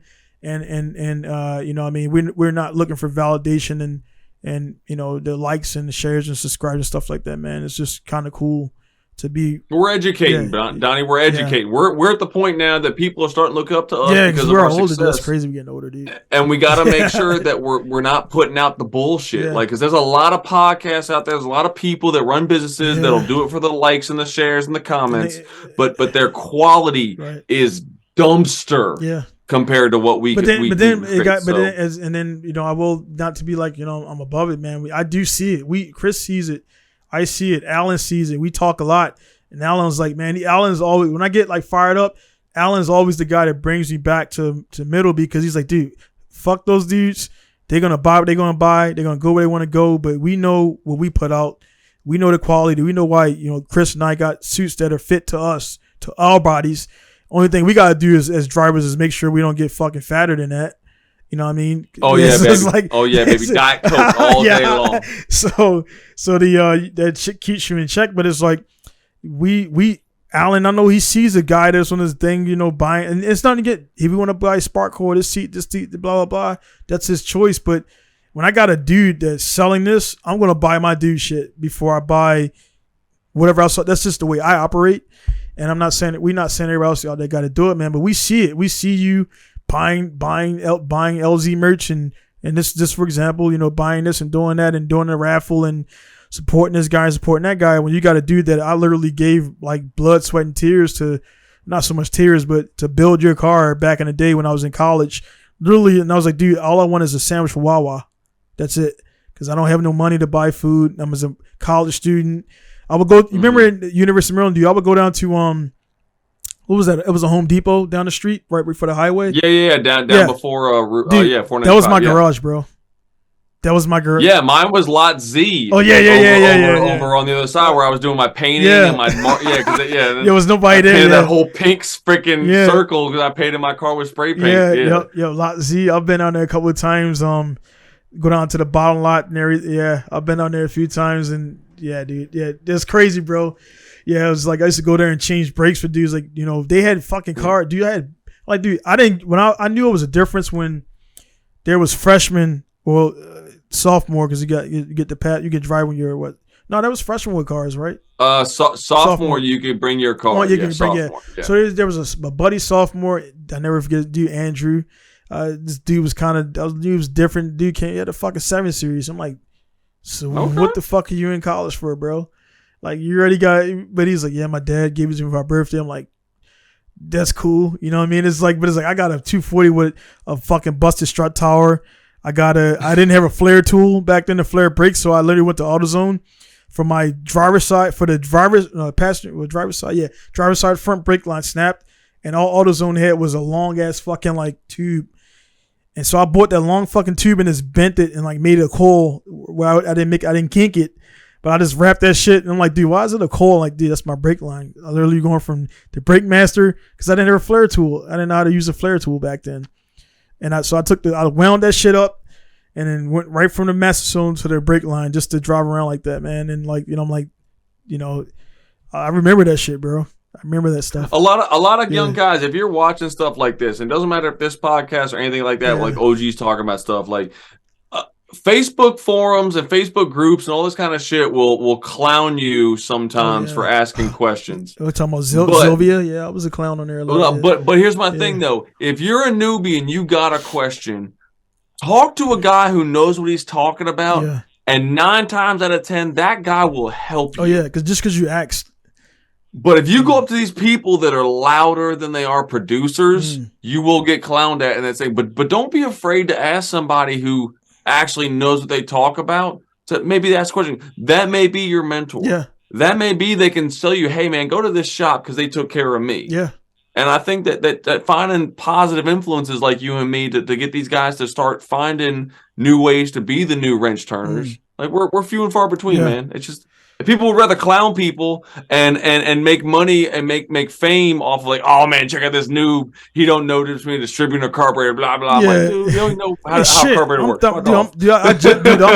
Literally, you need to notice I just got into bikes 2 years ago now. Full bore. I'm in a super. I always seen it, but now that you actually ride and race motocross, it's like now you know how hard it is to fucking do.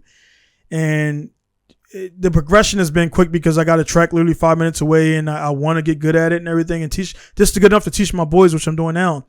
Right. But I had I was like, kind of like not clown or talk about the young guys, but I do in my earlier podcast, I was hard on young people. I'm like, dude, these fucking young dudes in there. And I was like, man, I didn't talk to none of the young guys here in Masawa. None, zero. I walked right by them. They had cars. They kind of want to talk to me, but they see my face and they were like kind of scared. And they just kind of keep on. I thought you were mean. So what I did, I took a chance on a couple dudes, and actually I found 2 young dudes that were the dads did right by them. And one of the guys is now a sponsored driver. He was on my podcast named Jared. And like, so they're receptive to information. And then they still hanging with the other guys. And what they do for me is now they spread the gospel. It's like I got Jehovah's Witnesses and shit, dude. It's like, say, nah, dude, he's not mean, dude, but he just doesn't give time to anybody. He doesn't. DJ's Witnesses. Yeah. He just doesn't give his time out to everybody. And I'm like, back in the day when Chris and us met, I was going home on the weekends doing swaps for dudes, and I barely talked to any of those guys. They ain't bought a shirt from me. They ain't so much as shared anything. And I did for free swaps, wiring. Back before Wiring Specialties, it was a decade before Wiring Specialties. We were doing pinouts on Mega Squirt because there was no wiring diagrams. Remember when Yoshi had that turbo build? Yeah. And it was like, you need resistors because your headlight thing needs a 5 ohm resistor in this circuit. Yeah, dude. Like, and you need to be a computer engineer to be able to do it for freaking standalone. Forms that just got, before that was message boards, forms that just got to the point where you can embed Photo Bucket and Image Shack, which I lost a lot of stuff on that shit because I wasn't paying for it. But that was forms. So we came in on forums. I mean, I had Haynes manuals and stuff like that. So now I'm like, dude, when I see a 21-year-old that's uneducated, I'm like, dude, you can literally teach your shit a college curriculum yourself on fucking YouTube now. You can literally go on YouTube and learn fucking astrophysics stuff and engineering. And the engineer guy that's engineered car duty, got good channel. He explains shit in depth and everything, gearing and how differentials work and why you need this differential, this ratio with the Z32 or the CD09 transmission with this rear diff, and why you need that if you want to drift in this gear, or why you shifting up to 4th gear when you should be in 2nd gear. My thing though is like, dude, you could watch videos for all day long. You could be in college for all day long. You could be educating yourself for all day long. You need application hands-on right, knowledge. 100%. So you need application and things like that. But it's just, but what I was getting at with that was there's so much out there for these guys, and they still like, I'm like, dude, you're literally asking me a question.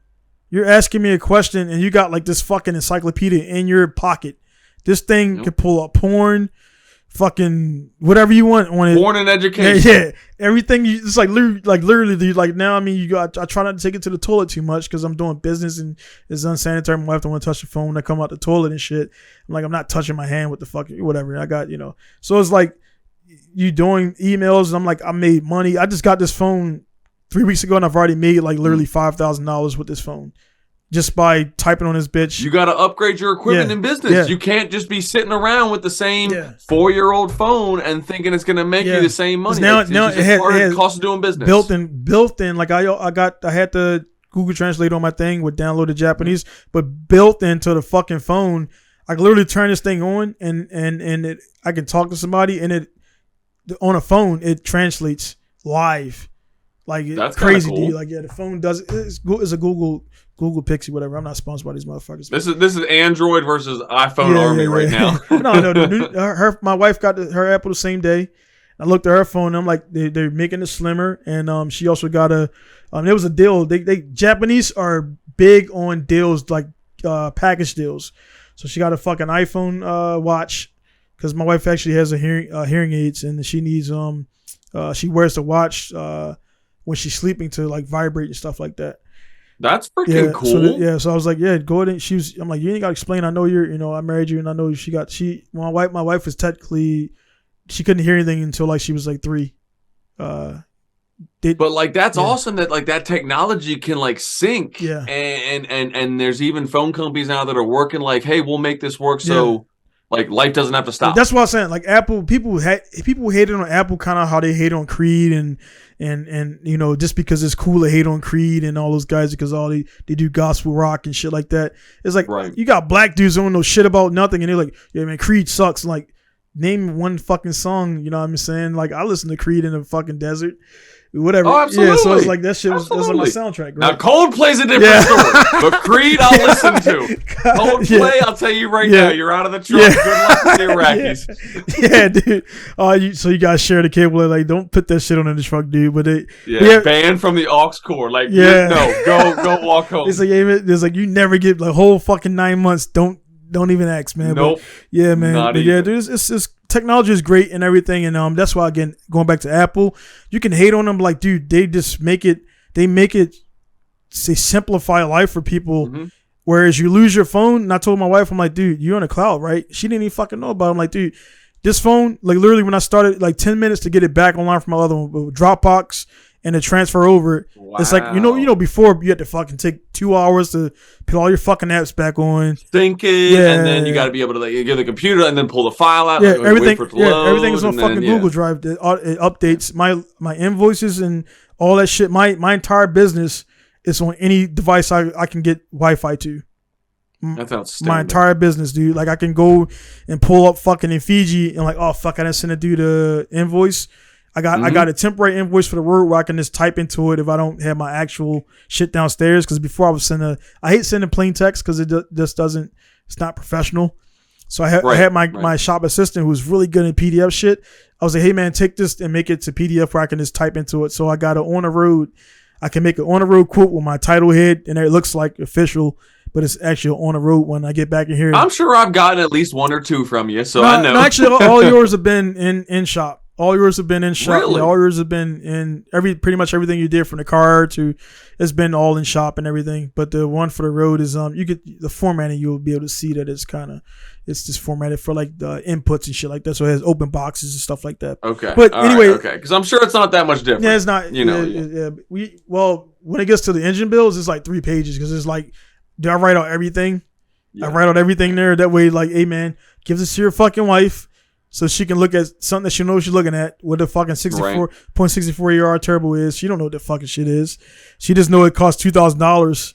That's it. You know what I mean? So it's oversized valves, oversized bearings. Yeah. So we get into all that stuff, and I just break it all down. But man, technology has definitely made it better, man. And like the thing is, it's like people like, man, how do you erase the background and do the little thing where you was standing in front of the car doing the brown? Like, dude, it's literally a fucking app that I paid $5 for a lifetime, and it takes the background out. So like, but you spend $5 on a fucking double cheeseburger. It's like we got different, and I still buy a cheeseburger too, but after I bought the app, you know what I'm saying? But it's like people just, they're discontent with where they're at in life. And I don't feel like I'm preaching to people, but they're discontent with where they're at in life. They're jealous of where you're at in life, but then they're doing the same dumb shit over and over and over. And you know what I mean? If I'm on YouTube, I'm listening to Valuetainment. I love the channel, man. He gives away, he's hated.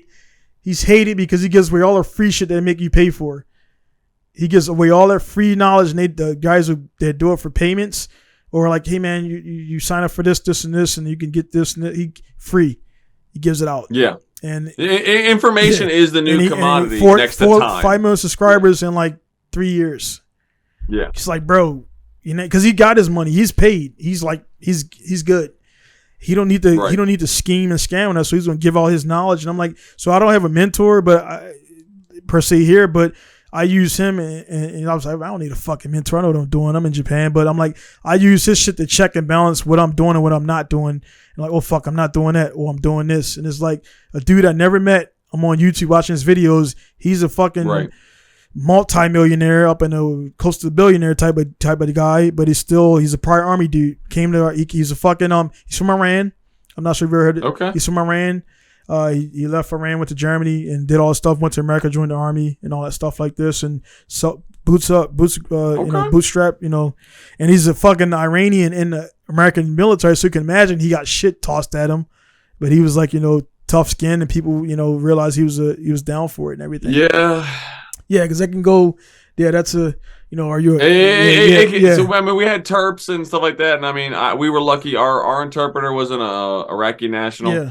And he, 6 years ago at least, he graduated from ASU with a bachelor's. Yeah. And he's an American citizen. And he's got an American wife and a half-breed kid. And people Waleed, if you're watching this, man, you kept our ass alive, and we appreciate it for not pissing people off. And people and it's weird like that, and that's where the not to get too deep, man, but it's like everybody, and that's even why I try to give some people the benefit of the doubt, because I know that they maybe I could be hard on a customer that his fucking dad just died or he just lost his parent. You never know until they say it, but at the same time, they should be cognizant too. Like, they're coming into my realm, and when they come into my realm or your realm, and they're short with us, disrespectful, all that stuff like that, none of that other shit that could possibly be whatever it is. Don't give a fuck about it. Now you're in my zone. You just came into, you don't know, I spent 3 years in Iraq. I did all this stuff like your buddy Waleed. People who meet him out in the daily public don't know he was fucking in Iraq doing interpretation shit. That shit didn't get him killed over there. You know what I mean? Exactly. And they just see this dude, this Middle Eastern, and they don't even know his story. They know he probably has a story, but they don't know it. They don't know what he had to go through.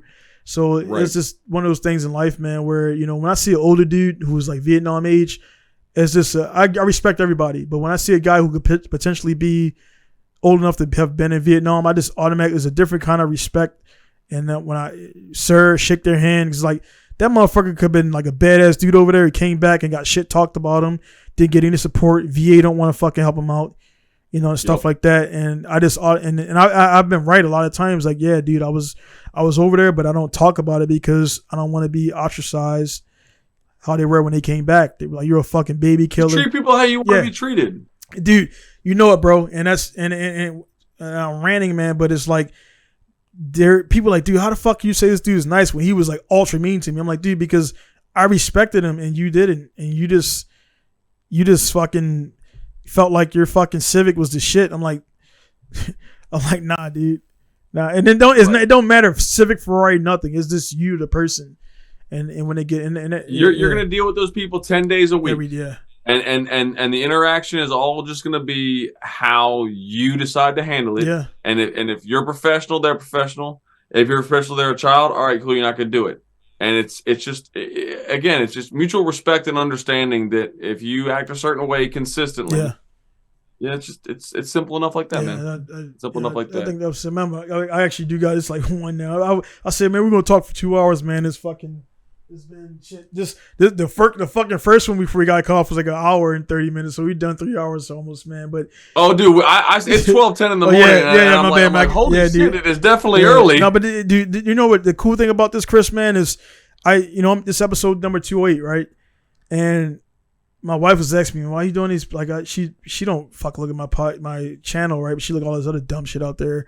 And I was told her, I'm like, you're too close to understand, like, you don't grasp the level of what it is I'm accomplishing here, for Americans in general, not Black Americans, just Americans in general. Because that whole thing there is people like, if you want to classify me as that, great, but I'm an American, stuff like that. Yeah. Fucking went to Iraq, and that's crazy when you say that. Then it's like people are like, oh yeah, thanks for they don't even think you did all that stuff, right?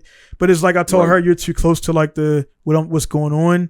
You're worrying about the money coming in, so you're worrying about women shit. You're worrying about that's what women do. They want to make sure they're provided for and all that shit like that. My thing is, like, I told guys, I'm like, dude, if Bill Gates and Bezos can't hold down a wife, what the fuck chance do we have? It's like, yeah, dude, they got money. I see your point there on that. Money is one thing, but it's other shit. Is, are you banging a bunch of chicks? Are you doing this? Are you home at 8 o'clock and stuff like that? And stuff like, so for me, Yeah, I'm busy as fuck, bro. But now I shut down 1600. It's when I'm fucking done. 1630 at some points I'll extend to get to 1600. Some guys get off work. If I need to for the next day to make my next day easier, I'll extend to 1630. Let you pick up a car. But that's it, dude. Next day we're getting to it. I got hours just like you. I'm gonna go ride dirt bikes. I'm gonna go do whatever the fuck I want to do. And then I see guys in the comments are like, "Hey man, you should be working on my car." And this particular guy, when he said that shit to me, I actually fired him as a customer not so long after that because he preluded to what I knew he was already thinking because he was I want to bring it. No. I think I see what you're saying because he kind of was like, "Hey man, you should be working on cars, man," because his car was coming up next to do something. And I'm like, and he said it in a funny way, but he really meant that shit. And I was like, I was like, I didn't smile. I was like, nah, I'll do what I want. Straight face. It kind of spooked him a little bit.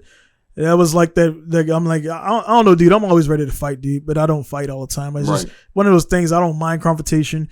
I'm in the fucking grocery store and I'm like, prepare yourself for what's around the corner. Like I'm fucking in Iraq or Mogadishu or some shit. Like, don't be fucking startled when there's a dude right there pointing the fucking AR at you. Be ready to fucking work.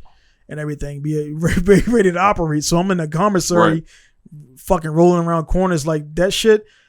I thought PTSD was a joke. It's not, dude. It's a real thing. I hear jackhammers. I heard jackhammers the other day. I'm like, what the fuck? That sound like a mistimed 50 cal. It sound like a 50 cal that some raggies got their hands on, and they don't know how to fucking time it. And it sounds like pop, pop, pop, pop, pop, pop. It's not crisp. It's not fast. And my wife's like, what the fuck is wrong with you? I'm like, dude, I don't know, dude. Like dude, it's just the way we have to live. Yeah. It's the way our brains are now. This is what we have to go through. We've accepted it. Yeah. Unfortunately, we both have probably lost some really good friends not being able to accept that as part of their life. Yeah, man. And that sucks ass because they're probably some of the best people we'll ever know in our lives. Yeah, man. But at the same time, you that's kind of why, like, I pushed myself. Like, you shut down at 1600, and I swear to God, I respect you so hard because. For me to correct that for customer interaction. Okay. Yeah. No.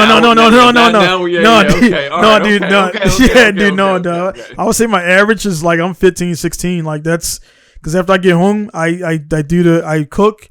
I helped the wife with the bath because she was Japanese and explain some little shit, real stuff here. Japanese women tend to ignore the dude after kids are born, meaning no fucking sex, no hugs, no hand jobs, no nothing. And I was like, we're not fucking doing that because number one, I'm fucking highly sexually active. I'm not going to go out here. I don't want to cheat and do all that shit. I'm telling you what's going to happen if you don't provide the minimum. And she was like, well, one time she's like, well, go out there and do that. I'm like, I'm not going to fucking do that. I'm going to go back to the shop and get work done because I use this fucking energy somewhere else to get work done. Right. And we're better. We're way better now. We're done with kids and everything. We got 5 kids. But I was like, dude, you're not going to ignore me till they're 18. I'm not going to fucking do that. Like, you know what I mean? It's not going to happen. And, stuff like that happens, man, and you get into a certain mindset and you can lash out. So I was like, well, what am I doing? And what I was doing, I was looking at it, dude. I was coming home like, 9, 10 on average. Like that's what I was doing. And I'm like, man, I'm fucking up shit. Really that was like being deployed. I was not married. I didn't have I was deployed 3 years in a row, man. 07 through 2011, I went back to back to back to back.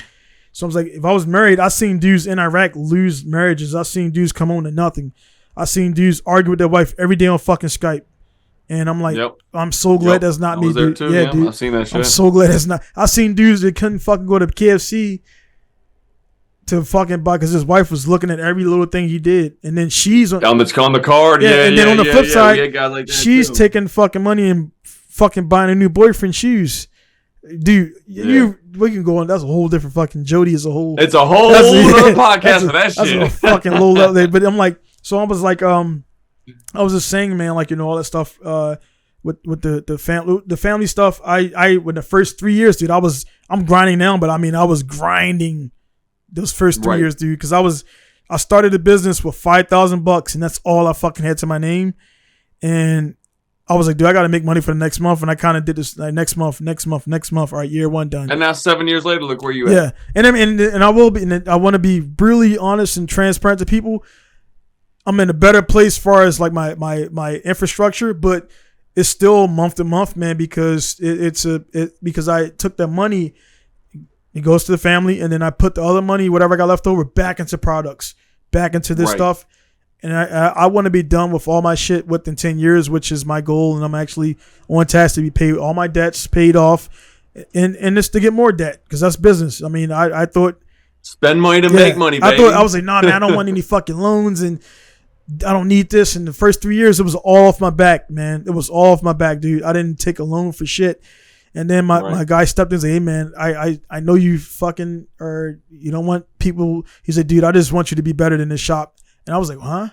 He said, yeah, dude, I do not like this guy. And he mentioned something about like your progress, and I just want to give you money for this. And I was like, all right, dude, I'll think about it. And then I needed the money for something. I was like, hey, man, is that offer still out there? And it was a private, no banks, no nothing. And we just were buddies, coworkers.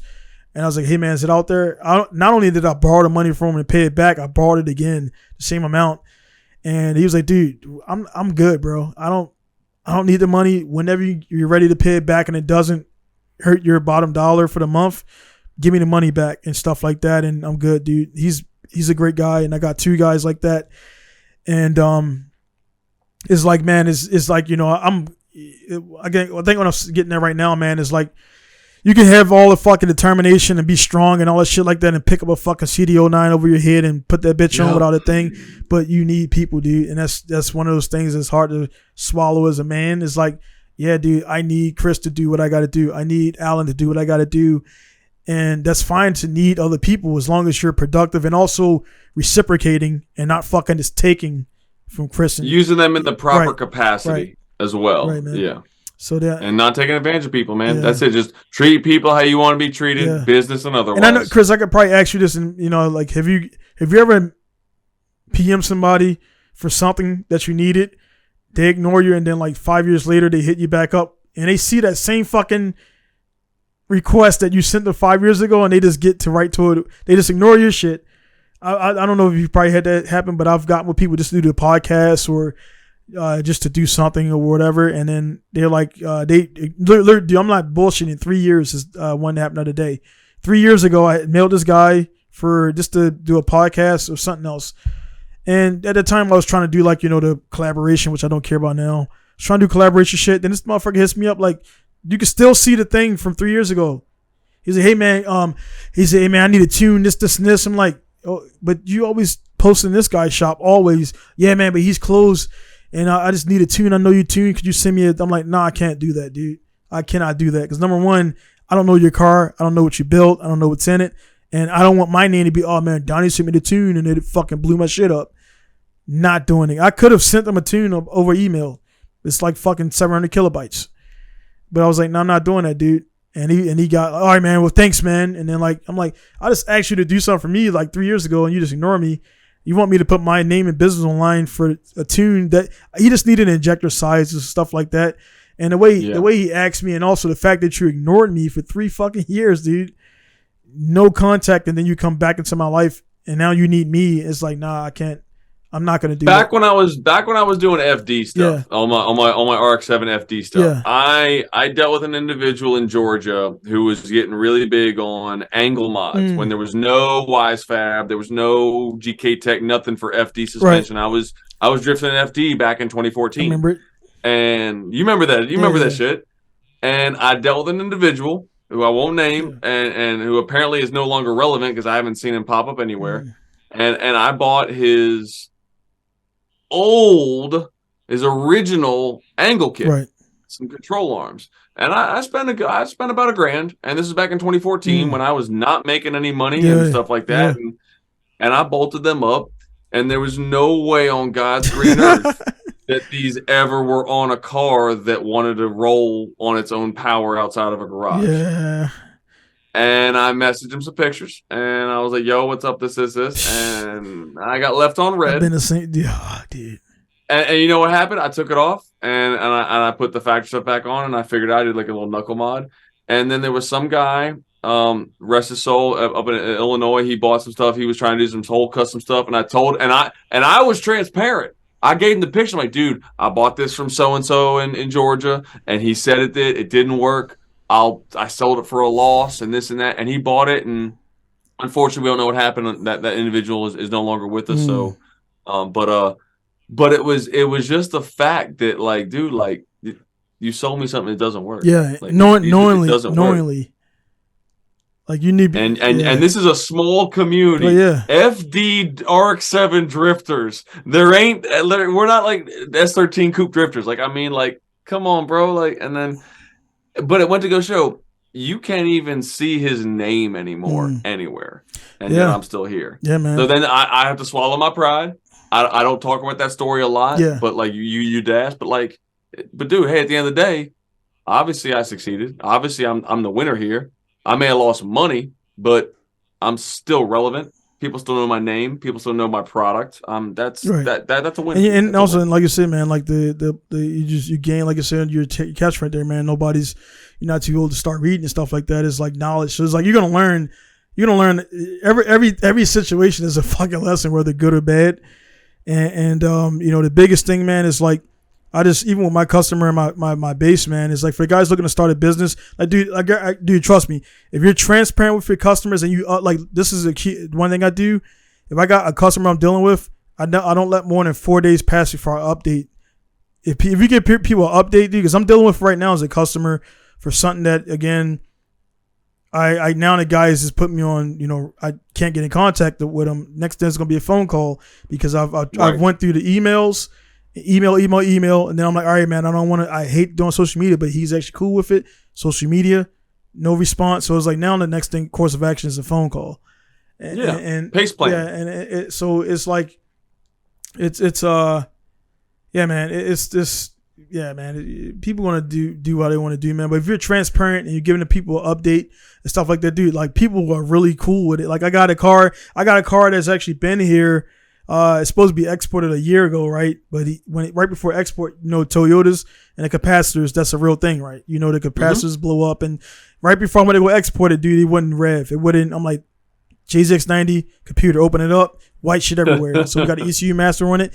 Turns out that shit actually broke some other stuff, and I figured out that, I'm like, dude, I put the ECU master on there. I'm like, this is supposed to be running right now, and it's not running. So I put the stock ECU back in there. It ran good, but it was still capped at like 5,000 RPMs. I'm like, dude, either the cam or the crank sensor got dirt on it, or they're both fucked up.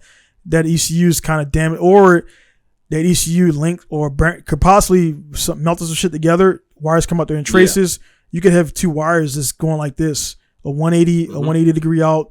Real shit, guys. Is not trying to make up shit and steal your money. You can ECU, if it gets internal damage, can actually go out to the pins and melt shit together. So your harness can actually be a fire or a melted wires within your harness because two pins have merged inside of your ECU. So real shit out there that can happen. The mechanical tuner is not pulling your chain if they got pictures for it. But anyway, the car runs to the point where I can actually rev it all the way up and things like that. And the dude is actually coming back. He's going to Korea, and he's like, hey, man, don't fucking ship it now. I'm coming back to Japan. I was like, cool. Well, I can refund you. I can't refund you the money for the freight because that's been on hold, but I can refund you for the Witchcom. He's like, dude, whatever, cool. And he understood. And this is actually my second customer that come back to Japan because he didn't want to send this shit through while the riots were going on in Texas. He's like, hey, man, just hold it. Just build the engine. Let's do this. Let's get my big brake hit. Oh, yeah, I'm coming back to Japan, so I'm going to be in Yokota. And I'm like, well, fuck.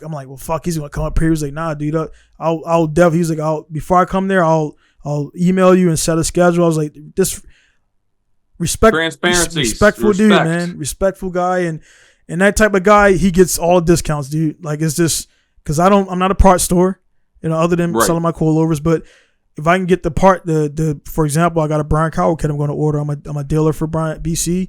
I'm going to get you the cheapest price I can get because I'm going to get the labor from fucking install anyway. So that's my thing. Install, tuning, setup. That's my deal. I'm going to get you the parts, the ingredients so I can do my job. So I'm not going to mark up some shit to make some extra money. If I can get you the parts for as cheap as possible, the money I saved, you can buy this part and buy this part. So it just kind of goes up that way. So that's the way I run it. Some people are like, oh, man, you missed out on cash. I'm like, well, you run your business how you want to run it. I'm going to run my way. Everybody's different, man. Don't tell me how to run my business. We're all different. And I can just say, man, again, yourself, myself being around, if we were shitbag owners and stuff like that, man, now with the internet, you see how that GMG thing went in 4 days. That dude is like done because I'm like, 48 hours, not even 4 days, man. Good night. George got drug. Yeah. But then then all the stories start coming up though. Like this wasn't a new thing. It was always there. Same thing with, you remember the whole Joe Scully thing with Spirit JP? Oh, he was supposed to be on my podcast 2 years ago, and it was. Good thing it wasn't. Good thing it wasn't. Yeah. Well, he was wanting to come on first when it was the rumors. Then he wanted to come on and clear it. Then I gave him the rhetoric and everything, and he just left me on red and everything, and some other stuff come out, and everything else came on. I was like, I don't really even want to. It's just, it is. I mean, you put him in the same category as Fred Lump. Yeah, dude. I mean, which again is scary. Yeah, that's man. That's bad people like that are making good people like us have to work hard for the same dollar. Yeah, man. And a lot of these guys, without us talking about this kind of stuff and really just being transparent, that like we're still going to produce good products regardless. Yeah, but it makes the people like now, like when I talk to a customer, I can tell when somebody's comfortable, and I can tell when somebody's like they're about to hand me, $4K to buy this part, and then I got it it's like, and what I do for the first time, no matter what, if you've been on Instagram, because everybody, it's cool. Like, hey man, I've been following for 6 months. I've been following for that like 6 months. I didn't really post a bunch, so you didn't see a bunch. So let's take a tour of the shop real quick, see how it works, see the organization, see that I don't have tools on the floor. I got tools resting on the customer's dash. Everything is covered up. I got saran wrap here. Like, this is how your shit's going to be treated. So it takes about 5 minutes to show them. They're like, dude, like, I'm like, I could pull an engine and not have, and it's just because I've done it so long. I know when I pull a radiator hose off, the fucking fluid's going to fly that way. So get a pan right there. So shit like that. So when I see stuff like that and show guys, it's like, I don't know what, I know I can tell that they heard something about me because they're kind of apprehensive. And then I talk to every customer. If you give it a 15-minute breakdown, this is what I do. This is what I accept. This is what I tolerate. This is what I don't put out. And 15 minutes, I introduce myself to them, show them the shop, and they're like, "Oh shit!" And I could tell at the end, they're like, "Yeah, man." And I had a few guys, "Hey, man, like, yeah, man, I heard you were like, aggressive and hard to work with." And I'm like, "No, I'm not any of that, Steve. It's just they wanted to work a certain kind of way that I didn't want to work. They wanted to do business by instant. Like, hey, man, I know you do emails, but I want you to email me, telling me to email them by Facebook because it's better for them. I'm like, that don't work for me though." You know what I'm saying? So, when a customer, your business, customer's telling me, I'm like, nah, bro, you sought me out. Yeah. So don't, it just doesn't go that way, man. So case in point for me, man, I'm gonna get up my high horse and let Chris wrap up and everything. But guys out there, when you're running a business, remember at the end of the day, man, when you first start, don't offer what you can't do or what you don't want to do, and only do what you're good at until you can afford to pay for some shit you fuck up. That's the big thing. I mean, for example, I don't build transmissions. I don't at all, because if we're going to do that, we can spend $2,100 and buy your brand new one from Nissan and be done with it. Or you're putting straight cut gears in there and stuff like that, then we could talk about it, but you got to break it in a certain kind of way. And also, I'm not going to give you straight cut gears to drive around town, because you actually destroy those gears by fucking granny shifting like that, because they're meant to be spun the fuck up and banged and stuff like that. Believe it or not, you can fuck up gears and synchros by granny shifting and stuff like that. So I don't do transmissions because the average guy here don't need it. Or we could spend $20 for a brand new R155 or RB26 transmission and stuff like that, and I save you a lot of fucking money, because I'll charge you a lot of money to do that, and give that money back to your wife for whatever the fuck she want to buy. So just stay in line what you want to do. Don't upgrade too fast. Don't move on to exporting cars when you first start your business like I was asked to do. I didn't export my first car until the third year of business, because I didn't want to add that onto my, oh fuck man, where's my car at? And I'm still trying to get money for other stuff. Some people upgrade too fast, I believe, and they take on too much, and then like Chris said, you don't see them five years later because they bought all the bells and whistles. They don't know how to fucking even use that tool or maintain the tool and stuff like that, or keep the tool out of water, or keep the tool lubed up, or keep it fucking dry. Or stuff like that, man. Like, it don't matter how much you spend for the snap-on box. Put it outside, open that drawer up, let it sit outside for a couple weeks, and you'll start seeing the results of poor stuff like that, man. So, Chris, man, what do you got close on, man? Biggest thing I will say, Donnie, I mean, I definitely respect you having me on, and I appreciate being a return guest. I mean, I want to shout out a couple of my sponsors, if you don't mind. Silver Suspension North America, FI Performance, Obviously Pinku style. Tool Works, my business. Parts Work, my business. Styles Fabrication. We have livery design, and we also have all the wonderful, wonderful people at Bridge Moto. The Newsomes are great supporters. Yeah, But man. from an overall perspective, guys, small businesses need you, but we don't need headaches. So if you want to deal with a small business, just remember, while we do have bottom lines, we're still willing to give you a more personable and more professional approach than just your Amazon throw it on your porch and call it a day and stuff like that. So you guys need a personal approach for certain things, and aftermarket customization and tuning, Donnie's got you covered. When it comes to personal tool approaches, all my customers have that personal approach that I have for that similar I guess outlook, regardless of what it is, guys. Small businesses need to stay alive. The Walmart, the Amazon mentality is not going to be the way of the future for everything. Yeah. So just remember that the next time you go to buy a pizza from your local mom and pop pizzeria or anything like that, guys. Yeah. Just please be respectful, be mindful. We have bottom lines. We're giving you our best price, and we're giving you better service. Mm-hmm. Just trust us before you'll trust the big box stores. That's all I got to say. 100%, man. Good words of wisdom right there. And Chris, man, again, like I say, you see that book. I really recommend guys listen to it. Like the audio books out there, like the Art of War. If you're anything like, I think anything competitive or anything like that, man, it's while a lot of that stuff is about the art of war, it transcends into everything. If you're, I mean, literally, like there's a read list for dudes who are like a certain rank in the military. You cannot even, they're like, have you read this shit? Yeah. Or have you done this? You literally have to read that shit. It's almost like a book club. Yeah, you got it before you become a 4-star general. I don't know a 4-star general that hasn't read the Art of War. They pretty much have to read it because it's strategic. It shows, I mean, Right. The patents and all that stuff back then. They've all read that shit, man. That shit's been around forever. It's like kind of Kama Sutra type shit. You know what I'm saying? I mean, you can pretty much go on Pornhub now and learn how to do stuff or whatever now. But the leading people, leading troops, and all that stuff. And like I say, man, my military career was great. I excelled pretty quickly. I could have been an E9 and all that stuff at Chief, but I had other and that was my goal getting in, but I just Mine too. yeah, I seen it for what it was, and I was like, yeah, it's cool, but I don't want to be around these type of people, all these people like this, man. So let me go ahead and punch out while I still have honors, and I didn't punch anybody in the face and stuff like that. And Nope. yeah, it's cool, but it was the last year of my career that sorry about that. Last year of my career that kind of really was like, dude, this is not. My first 5 years is great people. Then I met a group of guys in my career field that just were the dudes who just would step over everybody. They didn't give a fuck about nobody. They only care about their bullets. Switching the Air Force is like your rating for EPR. They just care about their shit, and there nobody else. Right. And I was like already on the thing of getting out and doing racing. And at the time, I was looking at trying to work for Power Vehicles. I'm glad I didn't do that. Nothing against Andy, but you think it is what it is. It's a different business. It's a different business. You think it is. It's a different business. You think it is what it is until you get on that side and you're like, hey man, it ain't. I'm at a Bisu, yeah, but I don't fucking get to drift Manami all day. When I thought that's what it was going to be, and I was told by unfortunately a guy who passed away, Chris DeJager, suicide. Everybody, that shocking for everybody.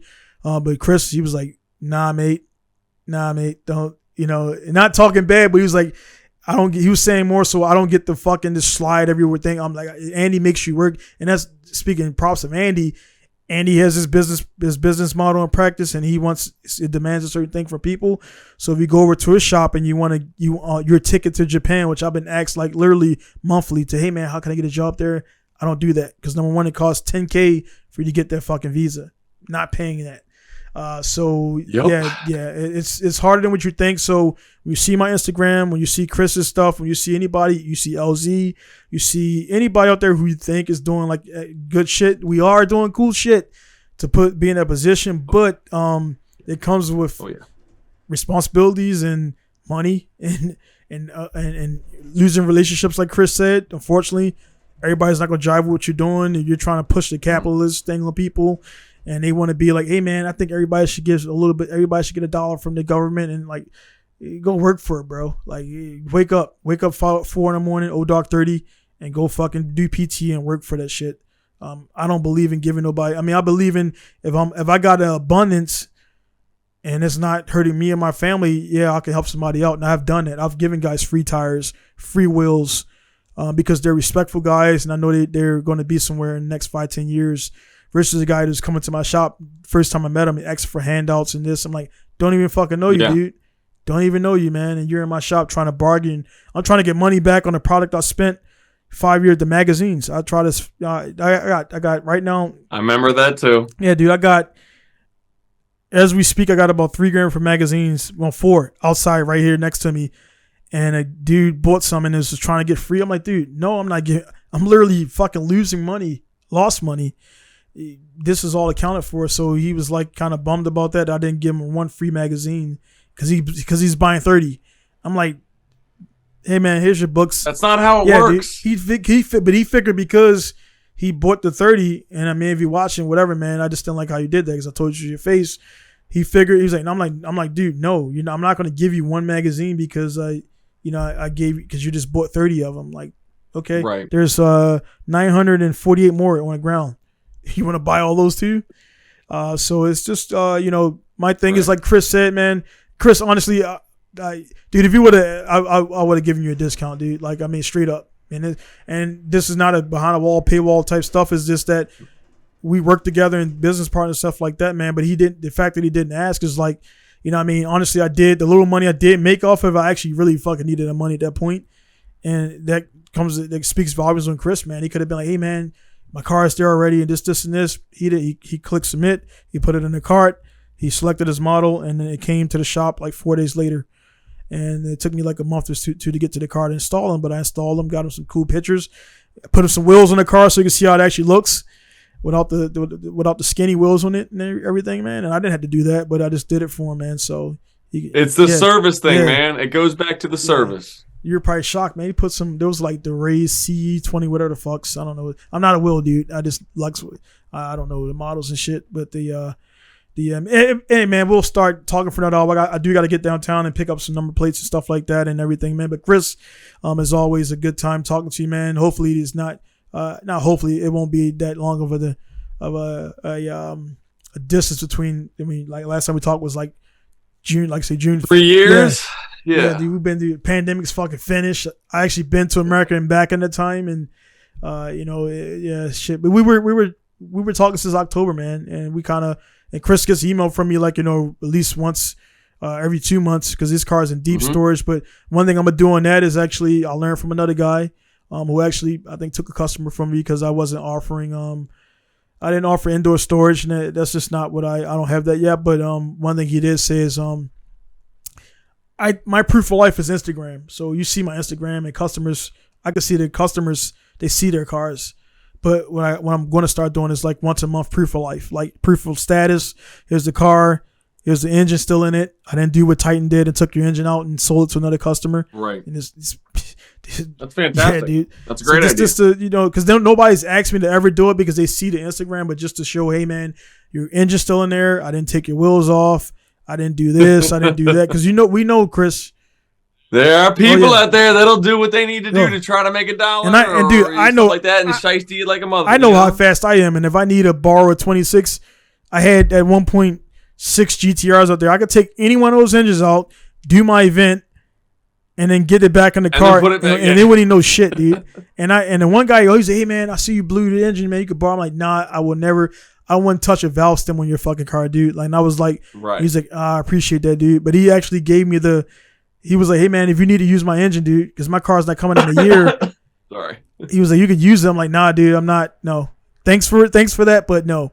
Yeah. I was like, no, dude, because I don't know. Nah, I'm not. It's all about that transparency. But no, hey, Donnie, honestly, man, I've had so much fun. I really appreciate being on, but next time you're here, let me know. Oh, yeah, for sure, man. And if I'm ever gonna be there, obviously you'll be a part of that. Yeah, man. Again, guys, if you get a chance, check out Toolworks on TikTok, Toolworks on Facebook, and then Partsworks and Stylish Fabrication on Instagram as well, for my engine and car building stuff. Cool. So you see pretty much having the guys there the whole time, man. So you've been seeing no feed. There's one thing that changed since last time we talked. The Toolworks Instagram is like kind of late right now, but the Toolworks on TikTok, you guys are gonna see some great videos. Okay. And if you also have a Matco guy, you can be able to talk about those products with them, and they'll be able to help you help you get the same deals that I'm offering a lot of my customers, because I try to make the videos universal for all the Macco guys. Awesome, brother. So, so again, guys, Donnie, hey, thanks a lot, man. I really appreciate it. no problem. Dude. So guys, again, out there, you'll see, I'll put all the Chris stuff down at the bottom there. So you see TikTok, Instagram, everything. So you can click on it and support my guy there and everything. So again, guys, thank you for your time.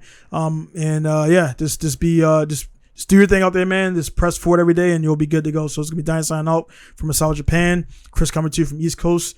And we'll get back at you later, man. Peace.